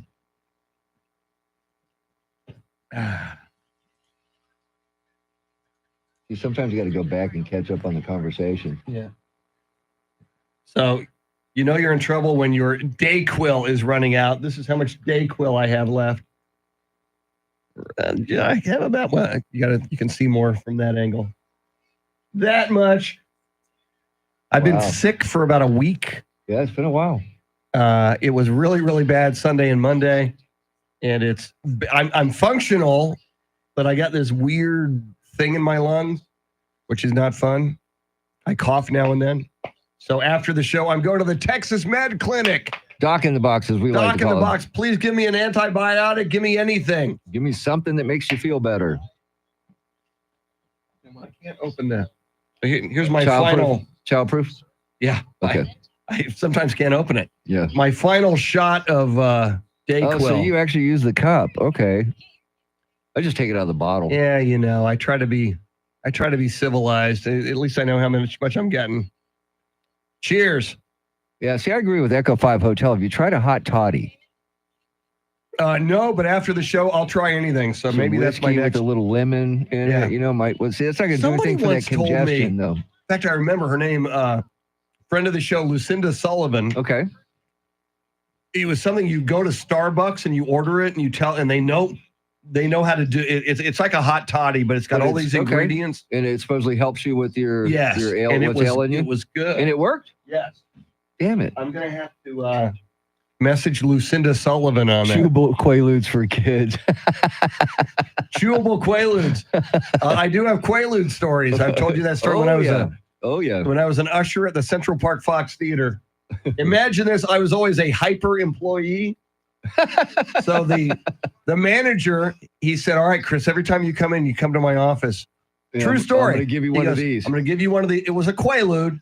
And you wash it down. He goes, I want to mellow you out for the shift. You were bouncing I off was walls. 16, 17 years old. Bouncing off walls. Given Quaaludes by my manager at the Central Park Fox Theater. Amen to that. We used to do what we used to get when I was in high school, these what 5 milligram Valiums, the blues as they were called, and we used to call them Mexican Quaaludes because most of them came from Mexico. And seriously, you would bounce off walls taking those things, man. Hard to walk. You had to be someplace where you weren't going anywhere for a while. But that was high school, Yeah. Things have changed since then. A rare celestial event. Okay, what's going on? I don't know what. All which the one planets are aligning. Oh, yeah. Okay. Well, there was an alignment on June 3rd. Okay, This is a different one. A rare nova explosion, but we'll be able to see it. Will we? Supposedly. With naked eye, or do we have to have like a? Now, with Bill coming, are we going to play one here, or do we want to talk about? I don't have the info in front of me on that Spurs event. No, we're not ready yet because they still got another minute because these guys don't pay attention to what I tell them. So do you want me to just throw it to Charity, or do you want me to? Because you're only going to have like 30 seconds. Okay, I'll just throw it to Charity. Oh, he worked at Crossroads Theater. Jacob did. Way to go, Jacob. Charity worked at the Galaxy. I was Central Park Fox Theater. God, it was I remember junior that and place. senior year of high school, so it would have been like 77 through 78 ish, and even after I grew into 79. I slept through Fiddler on the Roof at that theater. Yeah. All right, stand by, Chris. Okay.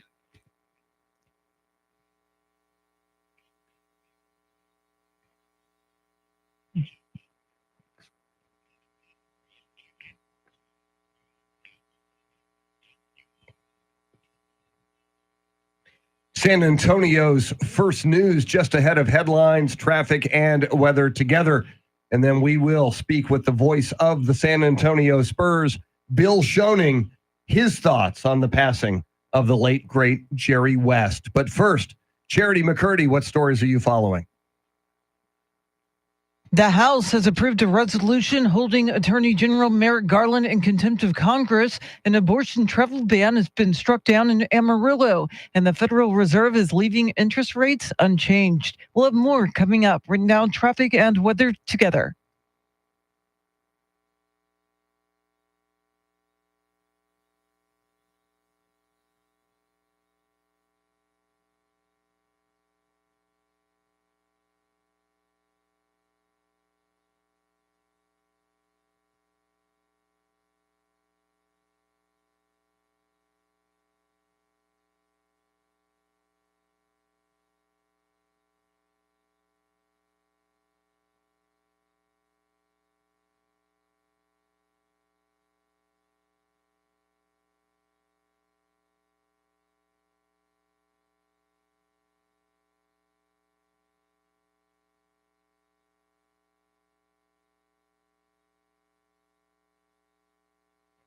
Air quality alert day till 7 p.m. Today, partly cloudy, highs in the mid 90s. Tomorrow and Saturday, sunshine both days, highs in the upper 90s both days. 78 degrees in Kirby, 78 at City Base, and 77 here in Stone Oak. WOAI News Time, 7:51.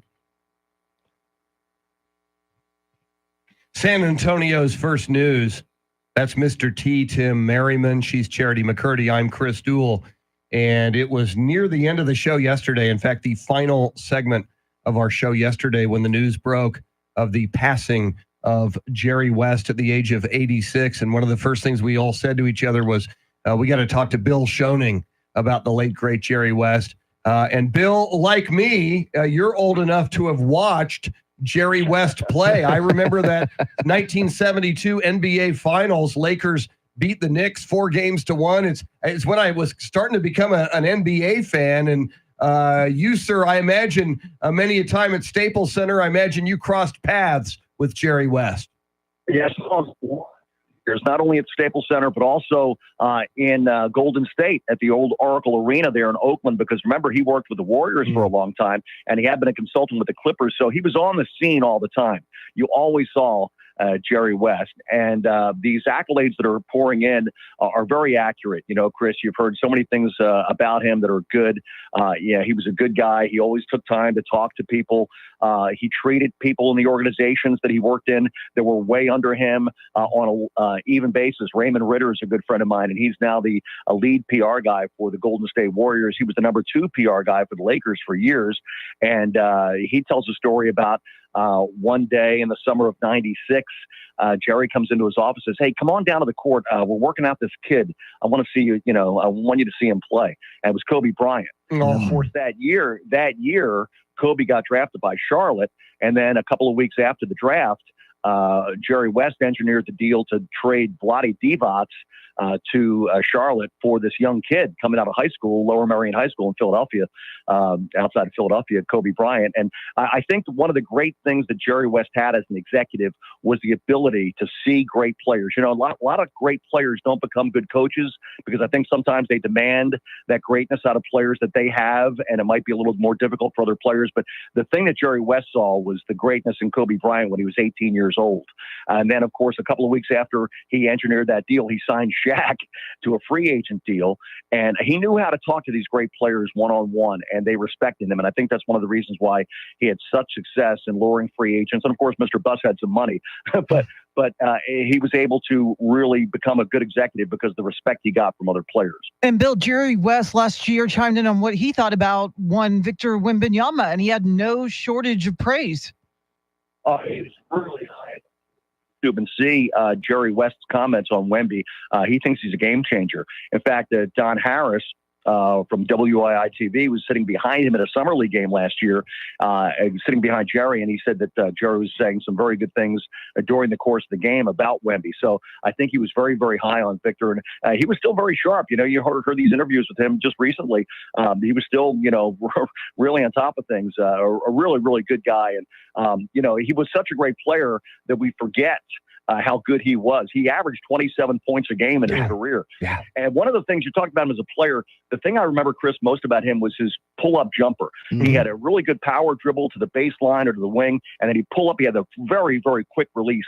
He'd get high on his release point, and he was very accurate with his jumper. And, of course, there were no three-pointers back then, so who knows what he would have averaged with his depth of shooting back then. But, he was an amazing player as well as an executive. And he was the architect of the Showtime Lakers, which I grew up watching and was just amazed by, not to mention being the NBA logo. Yeah, well, he drafted James Worthy and Magic Johnson, of course, big part of that Showtime deal. And it's so funny because I think at one point somebody said that Michael Jordan should be the logo instead of Jerry. So, or maybe Michael even said it. But anyway, Jerry called Michael to talk about it. He goes, "I agree. You should be the logo, not me. I didn't want to be the logo." It was just something that happened. The NBA did that, and Jerry was a very humble guy for all the talent that he had. So he would have never gone to the league and said, "Hey, I want to be the logo." And he would not have objected had the logo changed to Michael, jumping through the air or whatever. Mm-hmm. He would have been fine with that because he was a humble guy from a small town in West Virginia. And Bill, the death of Jerry West, a legend. Just a couple of weeks after the death of Bill Walton, an NBA legend as well. And I mean, you pay such close attention to the NBA, and you have since you were a kid. It's so tough to lose these legendary players that we grew up watching, and in your case, you wound up seeing and interacting with. Yeah, it was really hard with Walton because I interacted with him a lot more than I did with Jerry West, to be honest with you. And the story, Chris, a couple of years ago at the Hall of Fame when Manu got inducted, I happened to be up there, and Mike Ciccarello, the director of broadcasting for the Spurs, said, "Hey, we're going to get this interview with Bill Walton for Ring of the Row, the documentary series on the Spurs' 50-year history. Would you be available to, do the interview?" I said, "Of course." And I went in with like a bunch of questions. Our producer, Taylor Hare, had a bunch of questions. We do 45 minutes with Bill Walton. And at the end, he says, "Oh, no, I'm not finished. We've got lots more to talk about." He pulls out this sheet. He's got a whole list of things he wants to talk about that we didn't get to. We do another 45 minutes. We do an hour and a half with Bill Walton in Springfield to talk about the Spurs. And he could wax poetic on the history of the Spurs. And he really loved the Spurs organization. He knew about the geography of Texas. So he was just a real joy to be around. Of course, you can't do it. In fact, one time I said, "Hey, Bill, can I get a couple of minutes with you for a pregame interview?" He goes, "Bill, you know me better than to ask for a couple of minutes. I can't do a couple of minutes. I'll give you 10 minutes or 5, but I'm not going to give you a couple."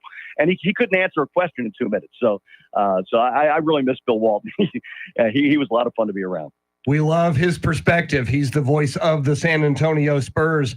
Bill Schoening, Charity McCurdy, with all the big news you need to know about on this Thursday morning at the top of the hour. Then we got some big hitters coming up in the next half hour. National correspondent Aaron Real and White House correspondent John Decker in Italy with the G7 meetings. WOAI News Time 7:58.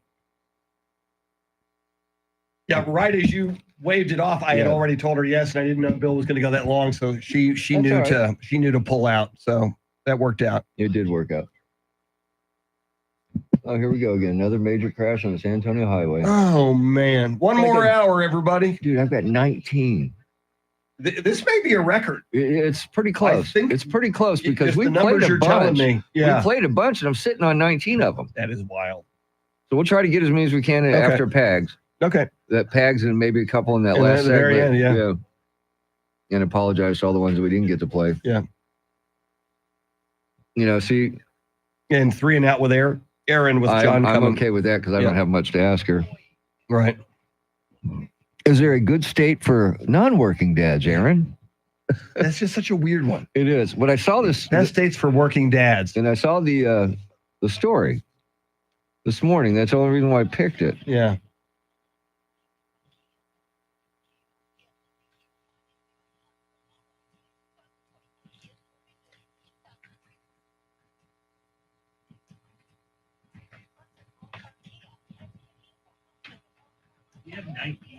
Yes.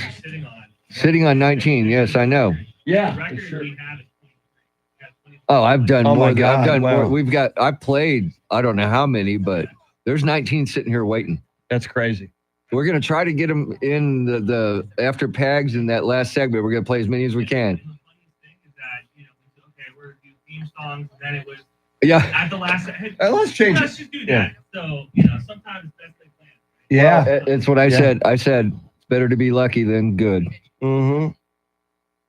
I live by that.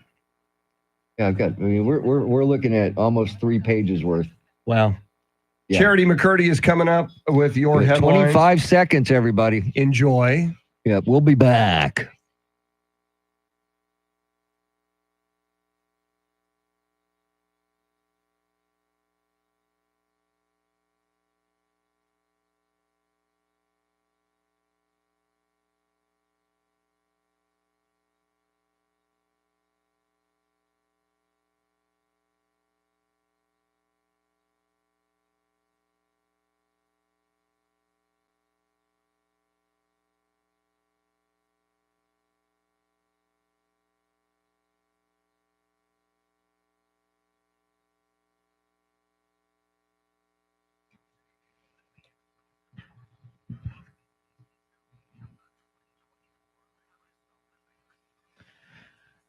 Eight o'clock is our time. San Antonio's first news. Good Thursday morning. I'm Charity McCurdy. Among our top stories, world leaders are in Italy for the G7 summit. Trump meets with congressional Republicans today, and tar balls on Texas beaches. More ahead. First, traffic and weather together every 10 minutes in mornings.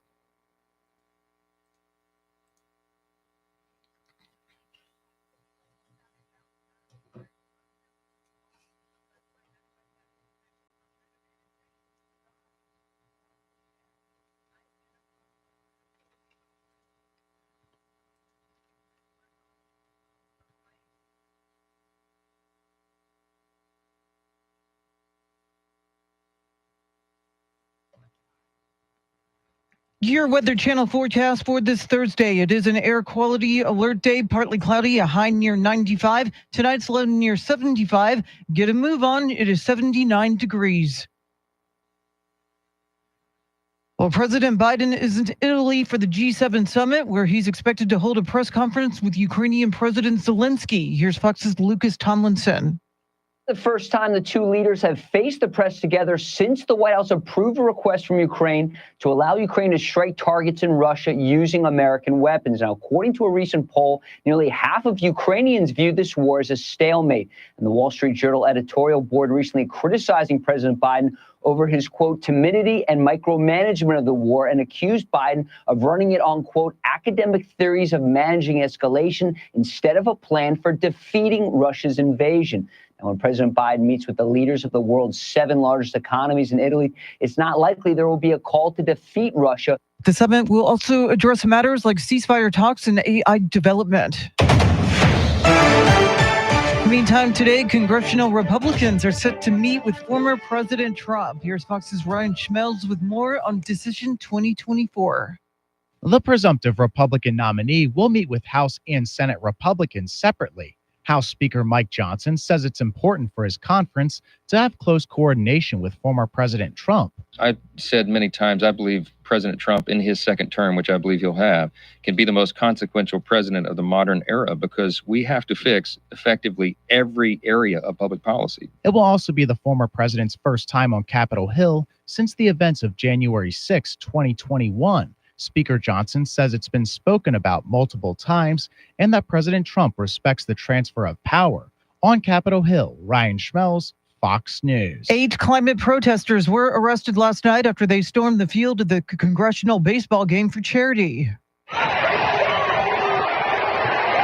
A group named Climate Defiance took credit for the incident on X. The protesters were wearing shirts that said "End fossil fuels." By the way, Republicans won that game over the Democrats. Well, the House is okayed holding the Attorney General in contempt. Here's Fox's Kristen Goodwin. The House voting to hold Attorney General Merrick Garland in contempt of Congress, referring him to his own Department of Justice for prosecution. I think this will help us in court. This will go to court. House Oversight Chair James Comer on Fox Business. This is another win for the Constitution. This is another win for congressional oversight. The DOJ handing over transcripts of special counsel Robert Hur's interview with President Biden as part of the investigation into the president's handling of classified documents. The Republicans subpoenaed the audio. Garland defending his decision not to turn it over, calling the vote deeply disappointing, saying the House has turned a serious congressional authority into a partisan weapon. Kristen Goodwin, Fox News. Well, the Texas Senate Border Security Committee heard testimony this week about the successes of Operation Lone Star in protecting the Texas border. There's no question that there's no governor, there's no state legislature that has invested so much money in protecting its citizens than Texas. Texas DPS Director Steve McCross says Operation Lone Star has been a success and the numbers of illegal immigrants coming across the border has gone down thanks to the state's efforts. Texas has spent $11 billion since 2021 on Governor Abbott's border security initiative. Well, Texans headed to the beaches are finding sticky tar balls washing up on shore. Over the last few weeks, balls of tar have been washing up on beaches in South Texas. The city of South Padre Island says the balls are oil seeping up from the bottom of the Gulf of Mexico. The Texas General Land Office says the balls usually come along in summer due to changes in ocean currents, but researchers are not clear on whether the balls are crude or refined oil. They, along with the Coast Guard, continue to monitor the situation. Park rangers advise you to carry some baby oil and cotton balls to help clean off the tar if it gets on your skin or shoes or other stuff. Eric Lankum, News Radio 1200 WOAI. The Celtics held off a late Mavericks rally to take Game 3 in Dallas and move one win away from their 18th NBA title. Boston defeated Dallas 106-99. Mavs guard Luka Doncic says the team still has confidence moving forward. We were rolling down there, and then they came back. At some point we were down 21-2 in the fourth quarter, and we came back. So we're going to still believe till the end. The Mavs will host the Celtics in Game 4 tomorrow. And Harvard scientists say aliens could be secretly living among humans. Researchers at Harvard and Montana Technological University speculating that the unidentified technologically advanced population could be living here. The researchers say that sightings of UFOs may reflect activities of intelligent beings being concealed on Earth. The researchers admitting that their research was likely to be regarded skeptically by most scientists. Chris DeMeo, Fox News. It is 8:07, news at the top and bottom of every hour, along with breaking news as it happens. I'm Charity McCurdy. Traffic and weather coming up.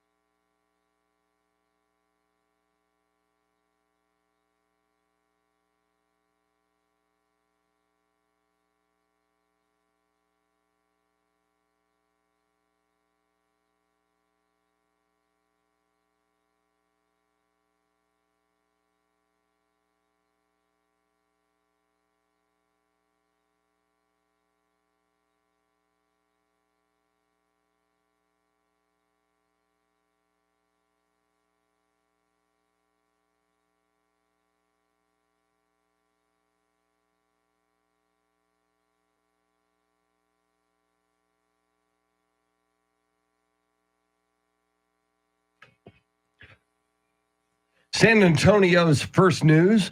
Charity McCurdy, Mr. T, Tim Merriman.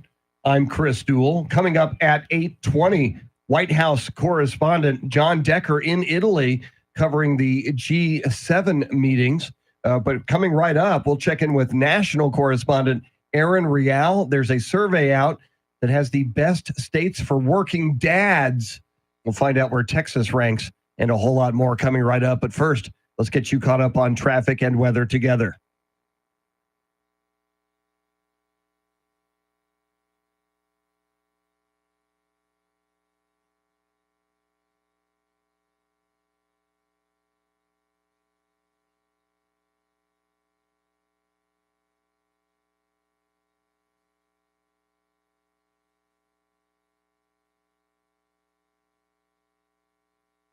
Partly cloudy skies today, highs in the mid 90s. Tomorrow, mostly sunny. Saturday, mostly sunny. Highs in the upper 90s both days. 78 degrees at La Cantera, 78 degrees at Westover Hills, and 77 here in Stone Oak. WOAI News Time, 8:10. San Antonio's first news. Father's Day is on Sunday. A little bit later in the show, we've got a lot of reaction from you on your favorite television dads. But just in time for Father's Day, a new survey on the best states for working dads. National correspondent Aaron Real tracking this story. Aaron, what have we learned and where does Texas land on this survey? We've learned that the Northeast really reigns supreme when it comes to best place for working dads, and that Texas, not great, but not terrible, I guess is the way to put it. You guys come in at 37. So it could be better, could be worse. But this is according to WalletHub, and they looked at the states that were the best, those being Massachusetts, District of Columbia, Connecticut, New Jersey, Minnesota, Rhode Island. Those are the top 6. And what they found is that the working conditions, the working environment, the friendliness towards parental leave, the length of the workday, the childcare costs, all of that gets factored into it. And Massachusetts apparently has the best schools in the nation, public schools, so free school, really high. Unemployment rate for dad is below 3%. And they also have the best parental leave policies for any state. Now, the reason this is really important ahead of Father's Day is because this is not 1972 when 85% of American families relied on single income. So the dad was away, the mom stayed home with the kids. It has changed. 72% of married mothers work, 94% of married fathers work, but it's much more of a balance than it ever has been in terms of home care. So it's important to know where it's most comfortable for men to be if they're working dads. And it's amazing, Aaron. I guess almost 1 in 5 stay-at-home parents are dads. So what are the main reasons why dads, if they have the choice, are choosing to stay at home? It almost always comes down to, cost and where the economic benefit is. And if you're married to a woman who is really producing, or, if your spouse is making more than you, the one who makes less usually stays home with the kids. That's just how it works out. Mm-hmm. And I think that that's what we're seeing, that we know the gender pay gap is closing. And then also the pandemic changed a lot of things, a lot of work from home. I think that a lot of married men saw the burden of childcare and we're like, oh boy, that is hard. And it kind of made some step up, not others. I would argue some could step up more. I might be talking about a very anecdotal personal household, but that's another story. and the idea being that, it is important. Fathers are wildly important to their children, and knowing which states provide the best place for you to succeed as a father is a nice thing to know ahead of Father's Day. What's the worst state? Worst state is South Carolina, followed by Arizona, Arkansas, Alabama, Louisiana, and Oklahoma. I see a southern trend going on there. Yeah, very and it has a lot to do with no parental leave and the unemployment rate and the schools. Those are all big factors. Great information. Our thanks to national correspondent Aaron Real. As we roll forward, we'll go to Italy. That's where White House correspondent John Decker is following the G7 meetings that are ongoing. We'll talk to him, get all the information about what's going on there. That and your favorite television dads. Oh, and Joe Pags with a preview at 8:40. WOAI News Time, 8:14.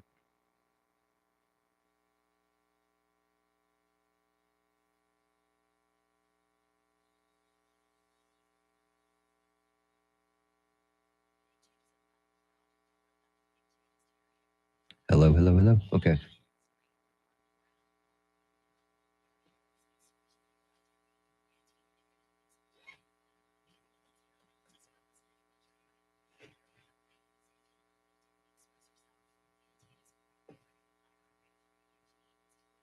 Huh. Got a question from Travis for you. What's that? He wants to know, were you aware of that Bill Anders, Apollo 8, was killed in a plane crash a few days ago? I am. Yeah, he is. I was out the day. That was a big news story Monday. Very sad. And the guy who took the first ever photo of Earthrise, which became probably the most iconic yes. photo of the 20th century. Yes. And Travis, just so you know, I like when we have a lot of talkbacks. It's good. Herman Munster, Sleepy, I said that earlier. That's a good one. And Bill Anders, I've seen a lot of interviews with him. Just, by all accounts, he's a really good guy. And I love the audio from that moment. Yeah. When Earthrise is happening, and Bill Anders he has black and white film, and he says, "Give me a color roll. Give me a color roll." That was a cool moment. You want to try to fit one in before? It's up to you. Do you think we're we at have time? 17? Okay. So I don't think he's going to be there before 20. So we can fit one in. Okay, so we go for one here. Okay. Yeah, I'll try to get one in real quick.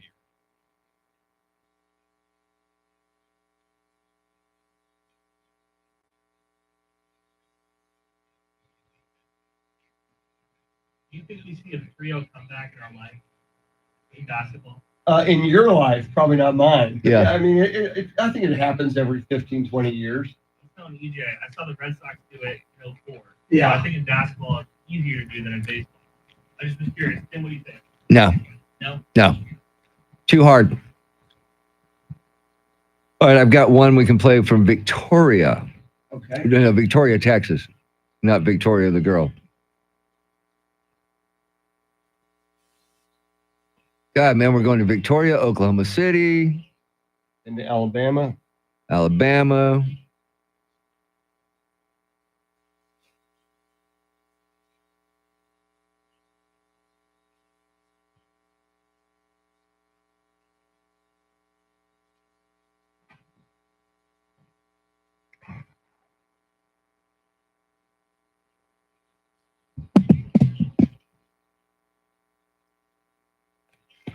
Stand by.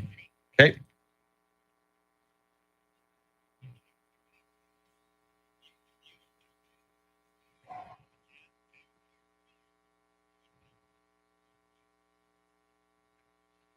Just ahead of headlines, traffic, and weather together. And then John Decker joins us from Italy with the G7 meetings. Let's first go to Charity McCurdy. What stories are you following? Well, President Biden is in Italy joining world leaders for the annual G7 summit. The House voted to hold Attorney General Merrick Garland in contempt of Congress, and San Antonio is preparing to hold the world's largest swimming lesson next week. We'll have details coming up. Right now, traffic and weather together.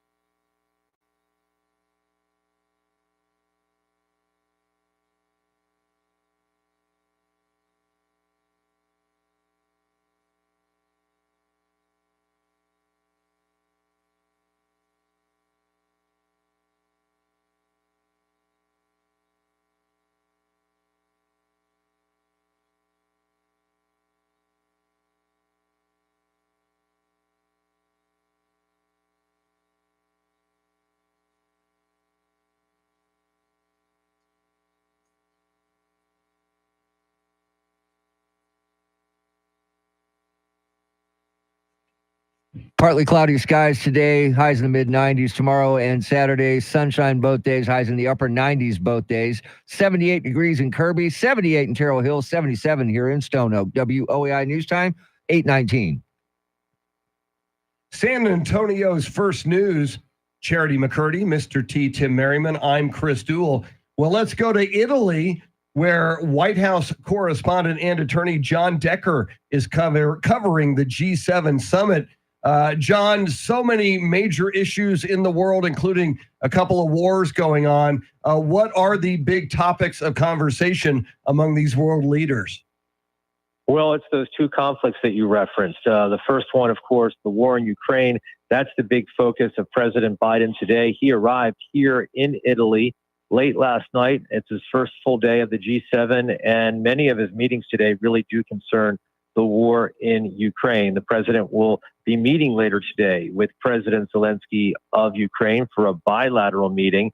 And during that meeting, he will sign a 10-year security agreement between the U.S. and Ukraine. And then this evening, the president will hold a joint press conference with President Zelensky. So an opportunity for us to ask some questions to the president, not only regarding this G7 summit, but also we can get his reaction to the conviction of his son Hunter in that Delaware courtroom just the other day. John, you mentioned that 10-year security agreement. Will this be binding for any future presidents? Well, it will not be binding on future president. It is not a treaty ratified by the Senate. So that means the next president, if it's Donald Trump, for instance, could undo or not abide by the security agreement. So it really is an agreement that is symbolic in nature more than anything else. But the president also urging other G7 countries to ratify or sign similar security agreements, providing long-term security for Ukraine. And meanwhile, President Biden shows up with over 300 new sanctions for Russia. Do these sanctions actually work? Well, they don't. And the reason being is because there are financial institutions that try to work around these sanctions. That's what these new sanctions announced just yesterday by the U.S. are aimed at. They're punishing financial institutions, essentially blacklisting them from doing any kind of business in the West. They are focused on targeting small Chinese banks in particular that have worked to essentially get around the Western sanctions that have been imposed on Russia. They've been doing that for over 2.5 years, and the president urging other G7 countries to follow suit and institute their own sanctions similar to what the U.S. announced yesterday. John, as you mentioned, this 10-year security agreement between the United States and Ukraine would not be binding if we changed presidents next January 20th. Is that a topic of conversation among other G7 nations? Because things could dramatically change with regard to the United States. As we know, Donald Trump has had positive things to say about Vladimir Putin. He also says in his campaigns that in a day he could end the conflict between Russia and Ukraine. Is this something that's being considered by the other nations? Well, the G7 may look different next year in terms of leadership than it looks like today. One reason is, of course, our election, the U.S. election. Donald Trump, potentially this time next year, could be president of the United States for the next G7 summit. So that's one thing to factor in. Also, there have been European parliamentary elections that took place just within this past week. And so that means that there could be other changes. The Prime Minister of the UK is facing the possibility of being kicked out of office. So that's for all of those reasons. I think that G7 leaders recognize they're operating in the here and the now. This is the leadership as things stand today. It may look a lot different a year or 2 years from now based upon the leadership that will be in place at those times. And we're hearing the G7 is also expected to announce a $50 billion loan to Ukraine. Who's funding it, and do we know how it will be used? Well, essentially, Russia is funding it. These are funds associated with Russian foreign assets, frozen assets. And what the U.S. and other G7 countries are doing is using the profits or interest from those Russian frozen assets to provide $50 billion in loans to Ukraine for its war effort and also for reconstruction. The president got buy-in from the other G7 countries just yesterday for this proposal that he put forward to them at the start of the G7 summit. All right, John, just curious, your question for President Biden, your first question will be? I think it's the question that everybody in that room will have for the president. And I have to tell you, quite frankly, the White House will be prepared for it. And that's a question in regards to his son, Hunter Biden's conviction. I say they'll be prepared for it. I would not be surprised to see a question being posed in that regard. And I would also not be surprised to see the president, in terms of his response to that question, essentially reading from a note card. That's how prepared they are for a question coming from the press corps as it relates to his reaction to his son's conviction just the other day. And finally, John, and as we covered with you yesterday, we know it is a working trip for you in Italy, certainly covering the G7 summit. But do you get any opportunity to enjoy the local cuisine or see some of the amazing sights in Italy? Yeah, we did that yesterday. We took a few hours to do that. We went to the center of town in Bari, which is right on the Adriatic. So beautiful day, beautiful sunny weather we had. Guess what we had in Italy? We had pizza. All right. It was pretty good. And we liked that. Had a Peroni with that. So you couldn't ask for a better meal.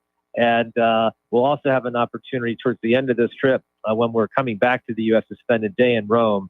I've been to Rome quite a few times, so I'm really looking forward to that part of the trip as well. That's when we don't have to worry about any type of work responsibilities. We can just enjoy ourselves for those 24 hours. Sounds absolutely wonderful. He is White House correspondent and attorney John Decker in Italy covering the G7 summit. Coming up, Joe Pags with a preview of the Joe Pags show. Then we hear from you with Father's Day approaching, your favorite television dads. Charity with all the news you need to know at the bottom of the hour. WOAI News Time, 8:26.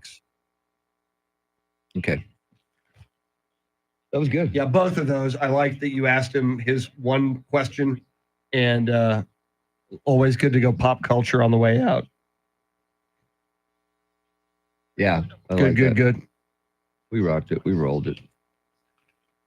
All right. You got your intro for Pags, right? Yes. Okay. This afternoon, he will blind us with science. Good morning, Joe. Science. All right.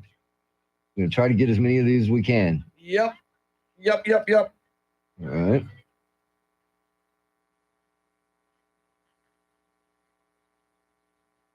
Let's see here.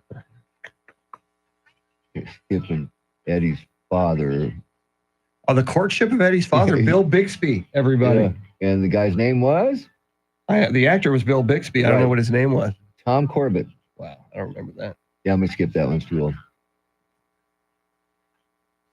Andy Griffith is taking a strong rise to the top now. He is fighting for first place. Okay. God, there's a bunch. Crap.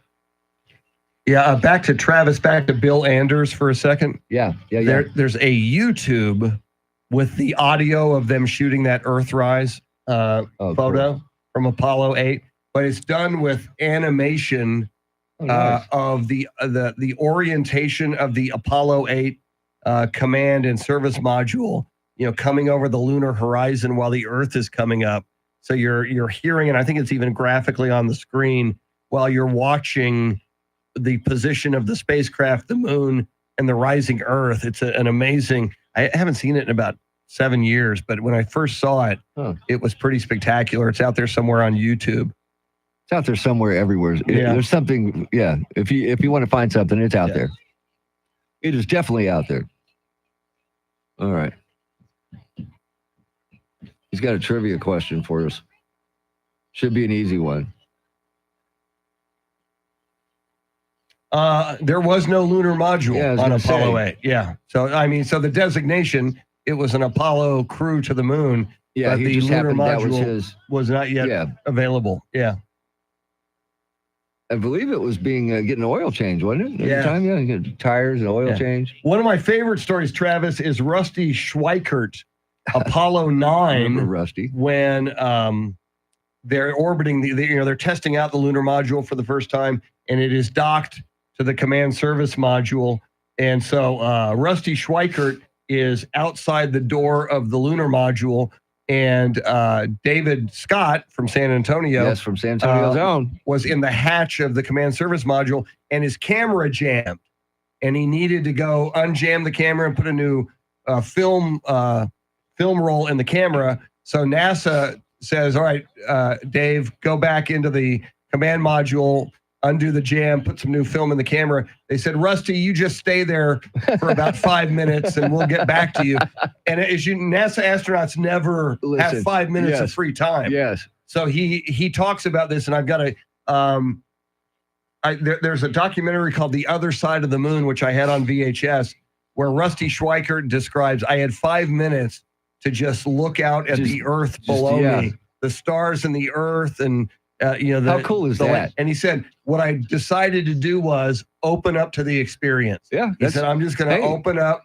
And he said it's a very cosmic happening that he went through at the time.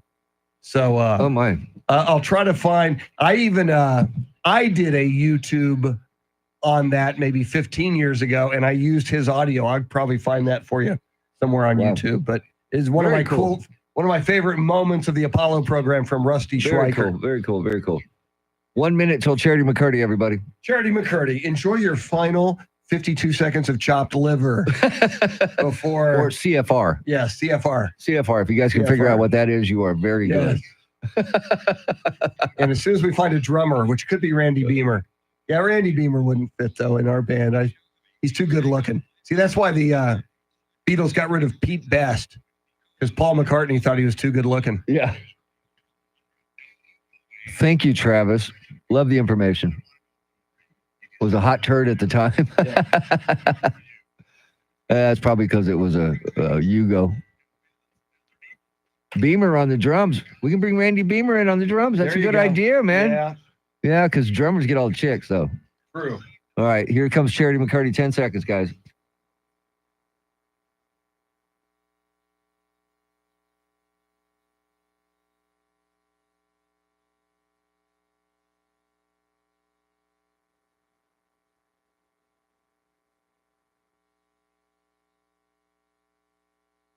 .31 is our time. San Antonio's first news. Good Thursday morning. I'm Charity McCurdy. Among our top stories, world leaders are in Italy for the annual G7 summit.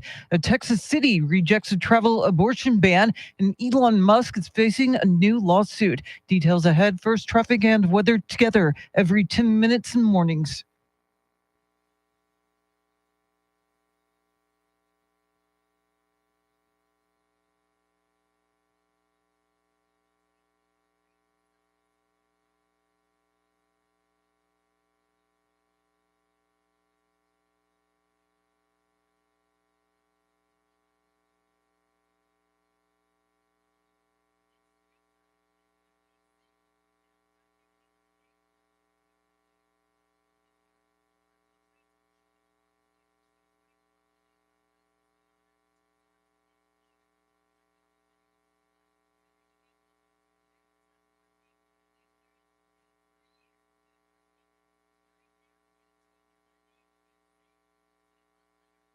Your Weather Channel forecast for this Thursday. It is an air quality alert day, partly cloudy, a high in the mid 90s. Tonight's low near 75. Right now, 80 degrees. Well, President Biden is in Italy for the G7 summit, where he's expected to hold a press conference with Ukrainian President Vladimir Zelensky. Here's Fox's Lucas Tomlinson. The first time the two leaders have faced the press together since the White House approved a request from Ukraine to allow Ukraine to strike targets in Russia using American weapons. Now, according to a recent poll, nearly half of Ukrainians viewed this war as a stalemate. And the Wall Street Journal editorial board recently criticizing President Biden over his, quote, timidity and micromanagement of the war, and accused Biden of running it on, quote, academic theories of managing escalation instead of a plan for defeating Russia's invasion. Now, when President Biden meets with the leaders of the world's 7 largest economies in Italy, it's not likely there will be a call to defeat Russia. The summit will also address matters like ceasefire talks and AI development. President Biden, meantime, could commute his son's upcoming sentence after a federal jury convicted Hunter Biden on 3 felony gun charges. Here's Fox's Jared Halpern. The president says he will not pardon his son, Hunter Biden, but White House Press Secretary Karine Jean-Pierre did not rule out other potential executive clemency options, like commuting a sentence. He was asked about a pardon. He was asked about the trial specifically, and he answered it very clearly, very forthright. A presidential pardon wipes away a conviction, exonerating a defendant. A commutation would keep that conviction in place, but reduce the punishment. Hunter Biden could face as much as 25 years in prison, though most legal experts believe a sentence on the lower end of guidelines is most likely. In Washington, Jared Halpern, Fox News. Former President Trump is set to meet with congressional Republicans on Capitol Hill today to discuss his hypothetical second term as president. Arkansas Senator Tom Cotton told Fox News some of the meeting's objectives. That's extending and maybe even making better and stronger the great Trump tax cuts of 2017, securing our border, rebuilding our military, and restoring respect for America around the world. I'm looking forward to seeing President Trump. I know all the congressmen and senators are as well, too. This is notably Trump's first visit to the Capitol Hill since his presidential term ended and since his supporters led the January 6th riot on the U.S. Capitol. Well, the Amarillo City Council has rejected a so-called abortion travel ban. Bill McLean has more. City Council members Tuesday chose not to adopt an ordinance restricting travel through Amarillo on the way to get an abortion. Supporters of the restriction will now have 20 days to try to get that item put on the November ballot. Self-described pro-lifer Michael Ford said the travel ban is divisive, not helpful, and it does not reflect what Jesus would do. I believe that if we truly wish to build a culture of life that reflects the kingdom of God, we must start by extending grace, understanding, and tangible support to those who face the most difficult circumstances. Ford said that such an ordinance would only make people argue more instead of work toward a common good. Well, the leading Republican in the state Senate Committee on Border Security is wondering how long the meter will run on Operation Lone Star. Texas has spent $11 billion since 2021 on Governor Abbott's border security initiative. Senator Brian Birdwell of Granbury says he'd like to know if there's an end in sight. So far, Operation Lone Star has built about 100 miles of border wall, placed razor wire along the Rio Grande, and installed a buoy barrier in a stretch of the river. A Texas National Guard camp is now being built in Eagle Pass. Well, as the temperatures continue to climb, the city of San Antonio has rolled out an online heat-related illnesses dashboard to help residents track heat risk. The dashboard monitors heat-related illnesses in Bexar County. This way, it can allow the community members, employers to see that these heat-related illnesses are occurring in our community. Rita Espinoza with San Antonio Metro Health says the dashboard is updated every Wednesday. It shows info on the number of patients suffering from dehydration, heat exhaustion, and heat stroke, and their ages. Well, Elon Musk is facing a lawsuit from some people who used to work for him. 8 former SpaceX engineers are suing CEO Elon Musk for sexual harassment and retaliation, claiming the billionaire fired them for raising concerns about how female employees are treated at the rocket company, where they allege he oversaw a pervasively sexist culture and animal house environment, with women evaluated on their bra size and bombarded with sexual banter. The plaintiffs are seeking unspecified compensatory and punitive damages and an order prohibiting SpaceX from continuing to engage in unlawful conduct. No comment yet from SpaceX. Lillian Wu, Fox News. It is 8:37. Traffic and weather together in a minute, but first, to check of your money and the world of business, Ed Corey is live at the Bloomberg News Desk.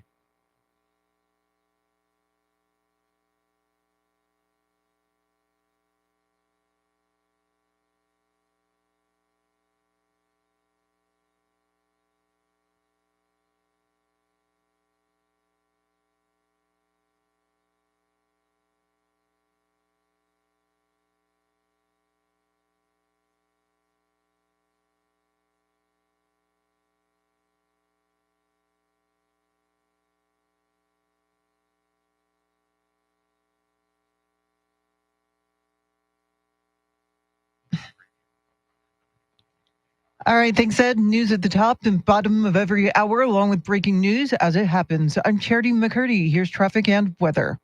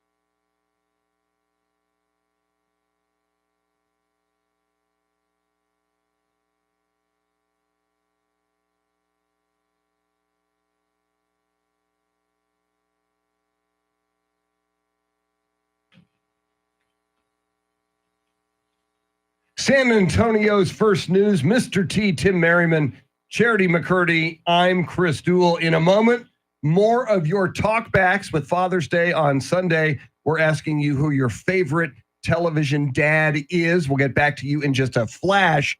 But right now, let's get a preview. This afternoon, he will blind us with science. Science! Good morning, Chris. Joe. It seems like the science keeps changing. I thought science was science and we could rely on it.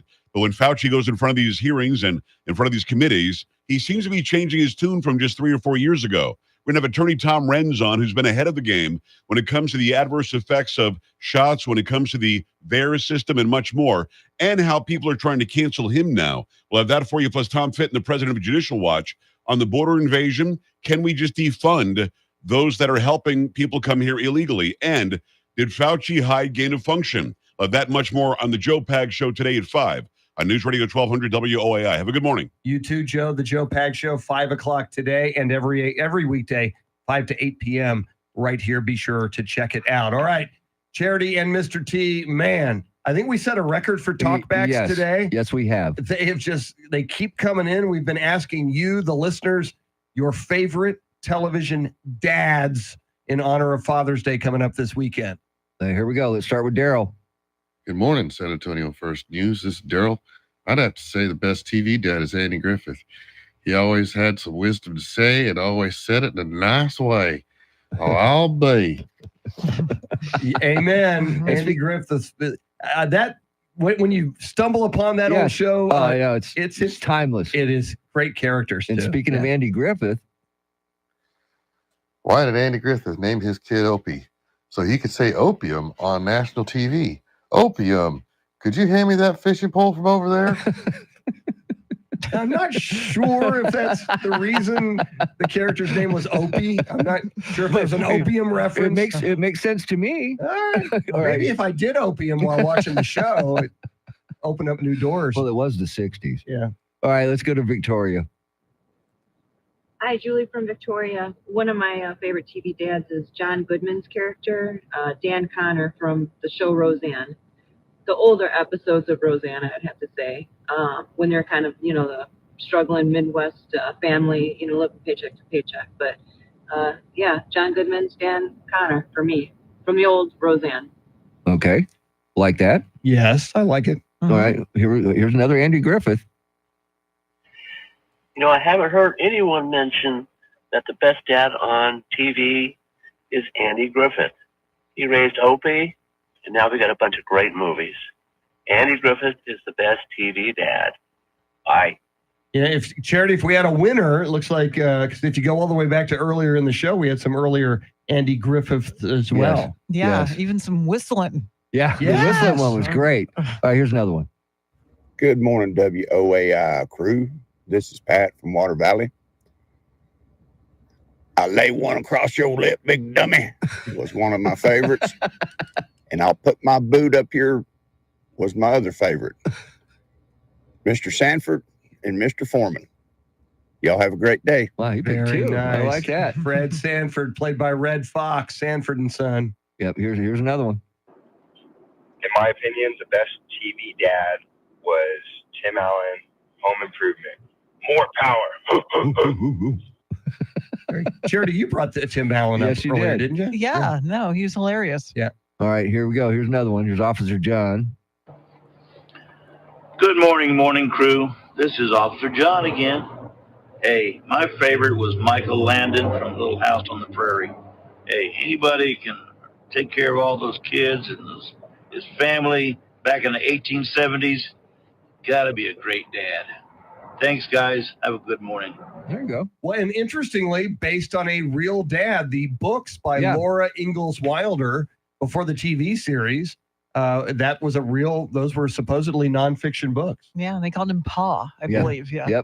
Yep. Not Chapa. Yeah. Speaking of Chapa, here's one about Chapa.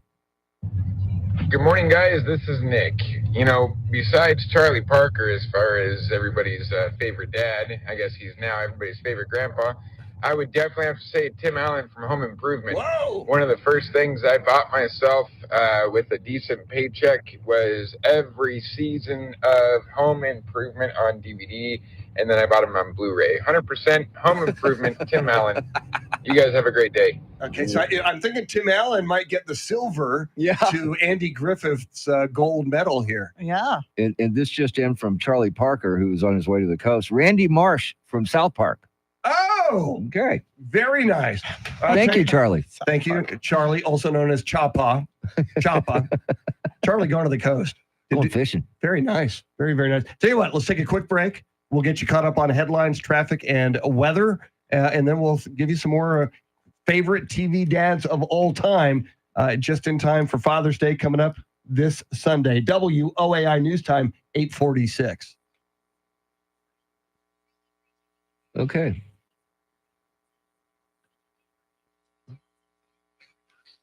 That was actually pretty good. The opium thing. John Largent, Sylvester the Cat. Was he your dad? Oh, yes, he was. I thought that Todd was. Jr. I a thought that lot was of great life yeah. lessons on how to become a champion mouser. Nice. Yeah, it didn't work that well though. Very nice.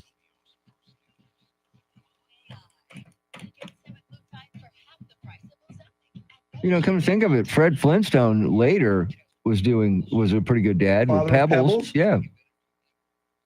Yeah. And what an actor, Fred Flintstone. Yeah. Great actor. No, that was from Wilma. Barney Rubble. What Yeah. an actor. Yeah. There was some, that might have been in Night Shift. I think it was Where Night guys Shift, watching yes. the TV. Which, and- by the way, yeah. underrated movie. I thought that movie was so damn Hilarious. funny. No, I Pimps? Why do we have to be pimps? And he goes, and Michael Love Keaton, well, we brokers. couldn't be doctors. Yeah, well, love brokers. Love brokers.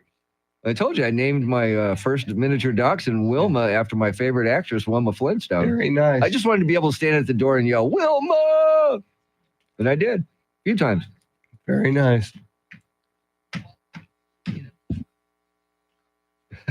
Yeah, I want to watch Night Shift again. I It love is that a movie, man. freaking classic. It is a classic.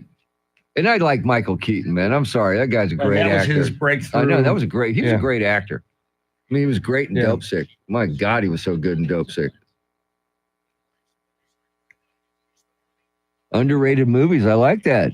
I like Eric? underrated movies. Because I would have to say Night Shift was probably one of the most underrated movies of all time. Yeah, I agree with that. That and Dead Men Don't Wear Plaid. Another excellent I one. like that movie a lot too. And you know what? My wife hates that movie, and I don't know why. There was one, Amazing Grace and Chuck. That was a good with movie. Alex English. That was a good and movie, he man. stops. Yes. A kid stops playing softball, and his dad's a fighter pilot Yes. because of nuclear weapons. Yes. And then Alex English Man, I forgot about that one. decides to stop playing NBA basket, and the movement grows. Gregory Peck is the president. Yes, very good, Travis. 220, 230, whatever it takes. Wow. Very good. And very, what was very that? good. Mr. Mom? Yeah, Mr. Mom. That Mr. Mom, yeah. The Great Santini. Oh, another great movie. And the Great Santini, not a favorite movie dad. He No. wasn't the best- Although he was very effective. He was an effective He dad. was a very effective But yeah, that dad. man, The Great Santini is a great movie. And how about The Fish That Saved Pittsburgh? Excellent. I actually like that movie. Jamie Lee Curtis Yes. and Dr. J. Julius Erving. Yes. Yeah, that was actually, that was good stuff. Back then it was good stuff. And of course, the favorite of Mr. T and myself, Mother, Jugs, and Speed. Harvey Keitel, and look, Eric's another Bill one. Cosby, and Raquel Welch. Yes. Another one from Eric. Movies my spouse hates. Oh, that's a good one. Wow. That's a good one. My wife does not like Dead Men Don't Wear Plaid. She doesn't like Arthur. Oh, two of my favorite movies. She don't like them, which is fine. I watch them by myself. I'm sure my wife, we've never had the conversation.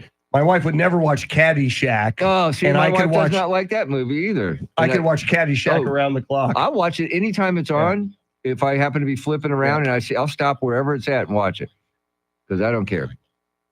You want to tie me up with some of your ties? True Lies with Arnold. Oh, that was actually pretty good. Now I just love. straight to headlines, traffic, and weather. Yeah, because that way we we'll do can it on try the to other wrap side. up these things. I don't know. We're not going to be able to play them all, but I'm picking and choosing now, trying to get the best ones in. Yeah, True Lies was actually a pretty good movie. I like that. I love the horse and the The motorcycle chase. It was great, man. All right, here we go. There was a movie called Choose Me. What's it called? Choose Me with Leslie Ann Warren and Keith Carradine. I don't remember And she that one. owns a bar. He shows up in a bar. Ray Don Chong was in it. Okay. And he's at a bar and he's telling these things about, he used to be in the CIA and he used to do, it's all the stuff that sounds like they're lies. Anyway. Stand by. Choose Me. Look it up. Just ahead of headlines, traffic, and weather together, then more of your favorite television dads. But first, Charity McCurdy, what stories are you following? Former President Trump is meeting with congressional Republicans on Capitol Hill today. Elon Musk and SpaceX have been hit with a sexual harassment lawsuit. And Bexar County Judge Peter Sakai says nonstop efforts are underway to clear up problems with the county's new criminal justice management system. We'll have the latest coming up right now, traffic and weather together.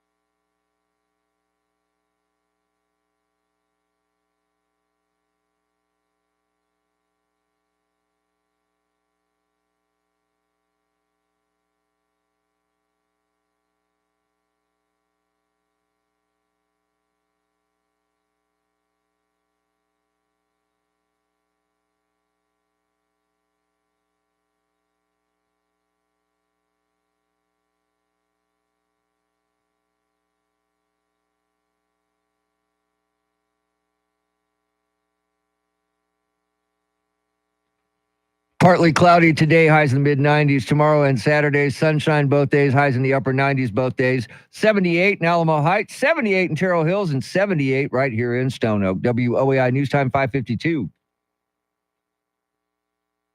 San Antonio's first news. We want to thank Andrew Zimmel and EJ Pacheco for doing the heavy lifting today. Andrew Zimmel is also directing our live video feed on YouTube. You can watch it any morning. Go to 1200 WOAI on YouTube. And as you were saying during the break, Mr. T, the conversation that happens when we're not on the air on YouTube is often very, very engaging. Entertaining. Very entertaining. All right. Speaking of entertaining, I think we set a record for talkbacks, and we're not even done yet this morning with Father's Day coming up, your favorite television dad. And in the remainder of the show here, let's hear a few more. Yeah, here's the one right here.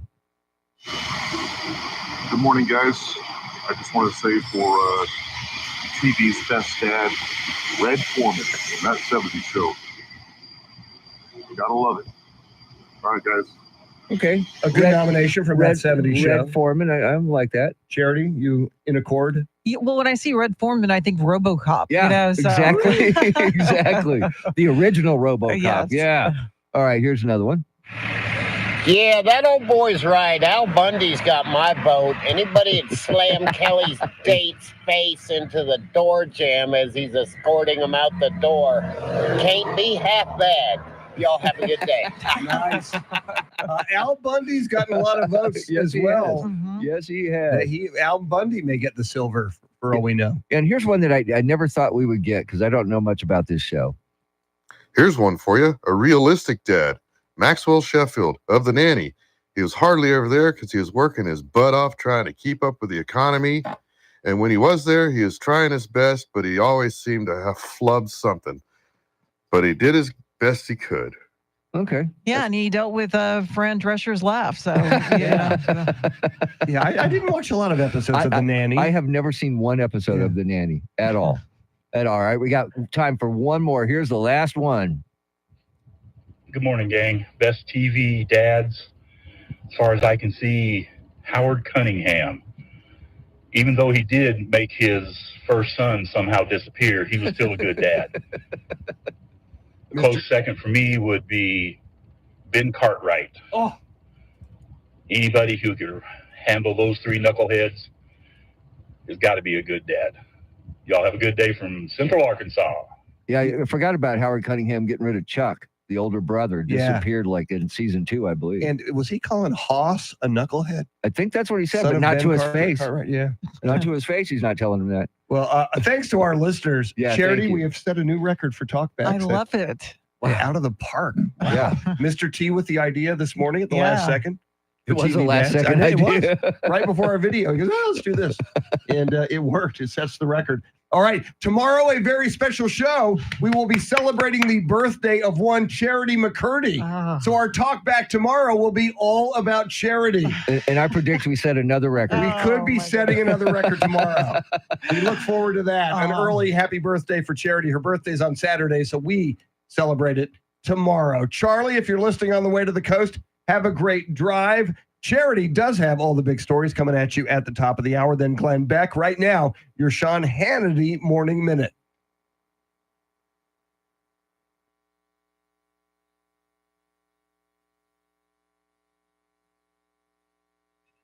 Thanks, y'all. Have a great morning. Everybody have a great day. I am going to the Texas Med Clinic And to try to hopefully get they rid give of them the something. crud. Yeah. See you Hopefully later. They give them something. That'd be Please, great. for Have the a good love one, of guys. God. See you later.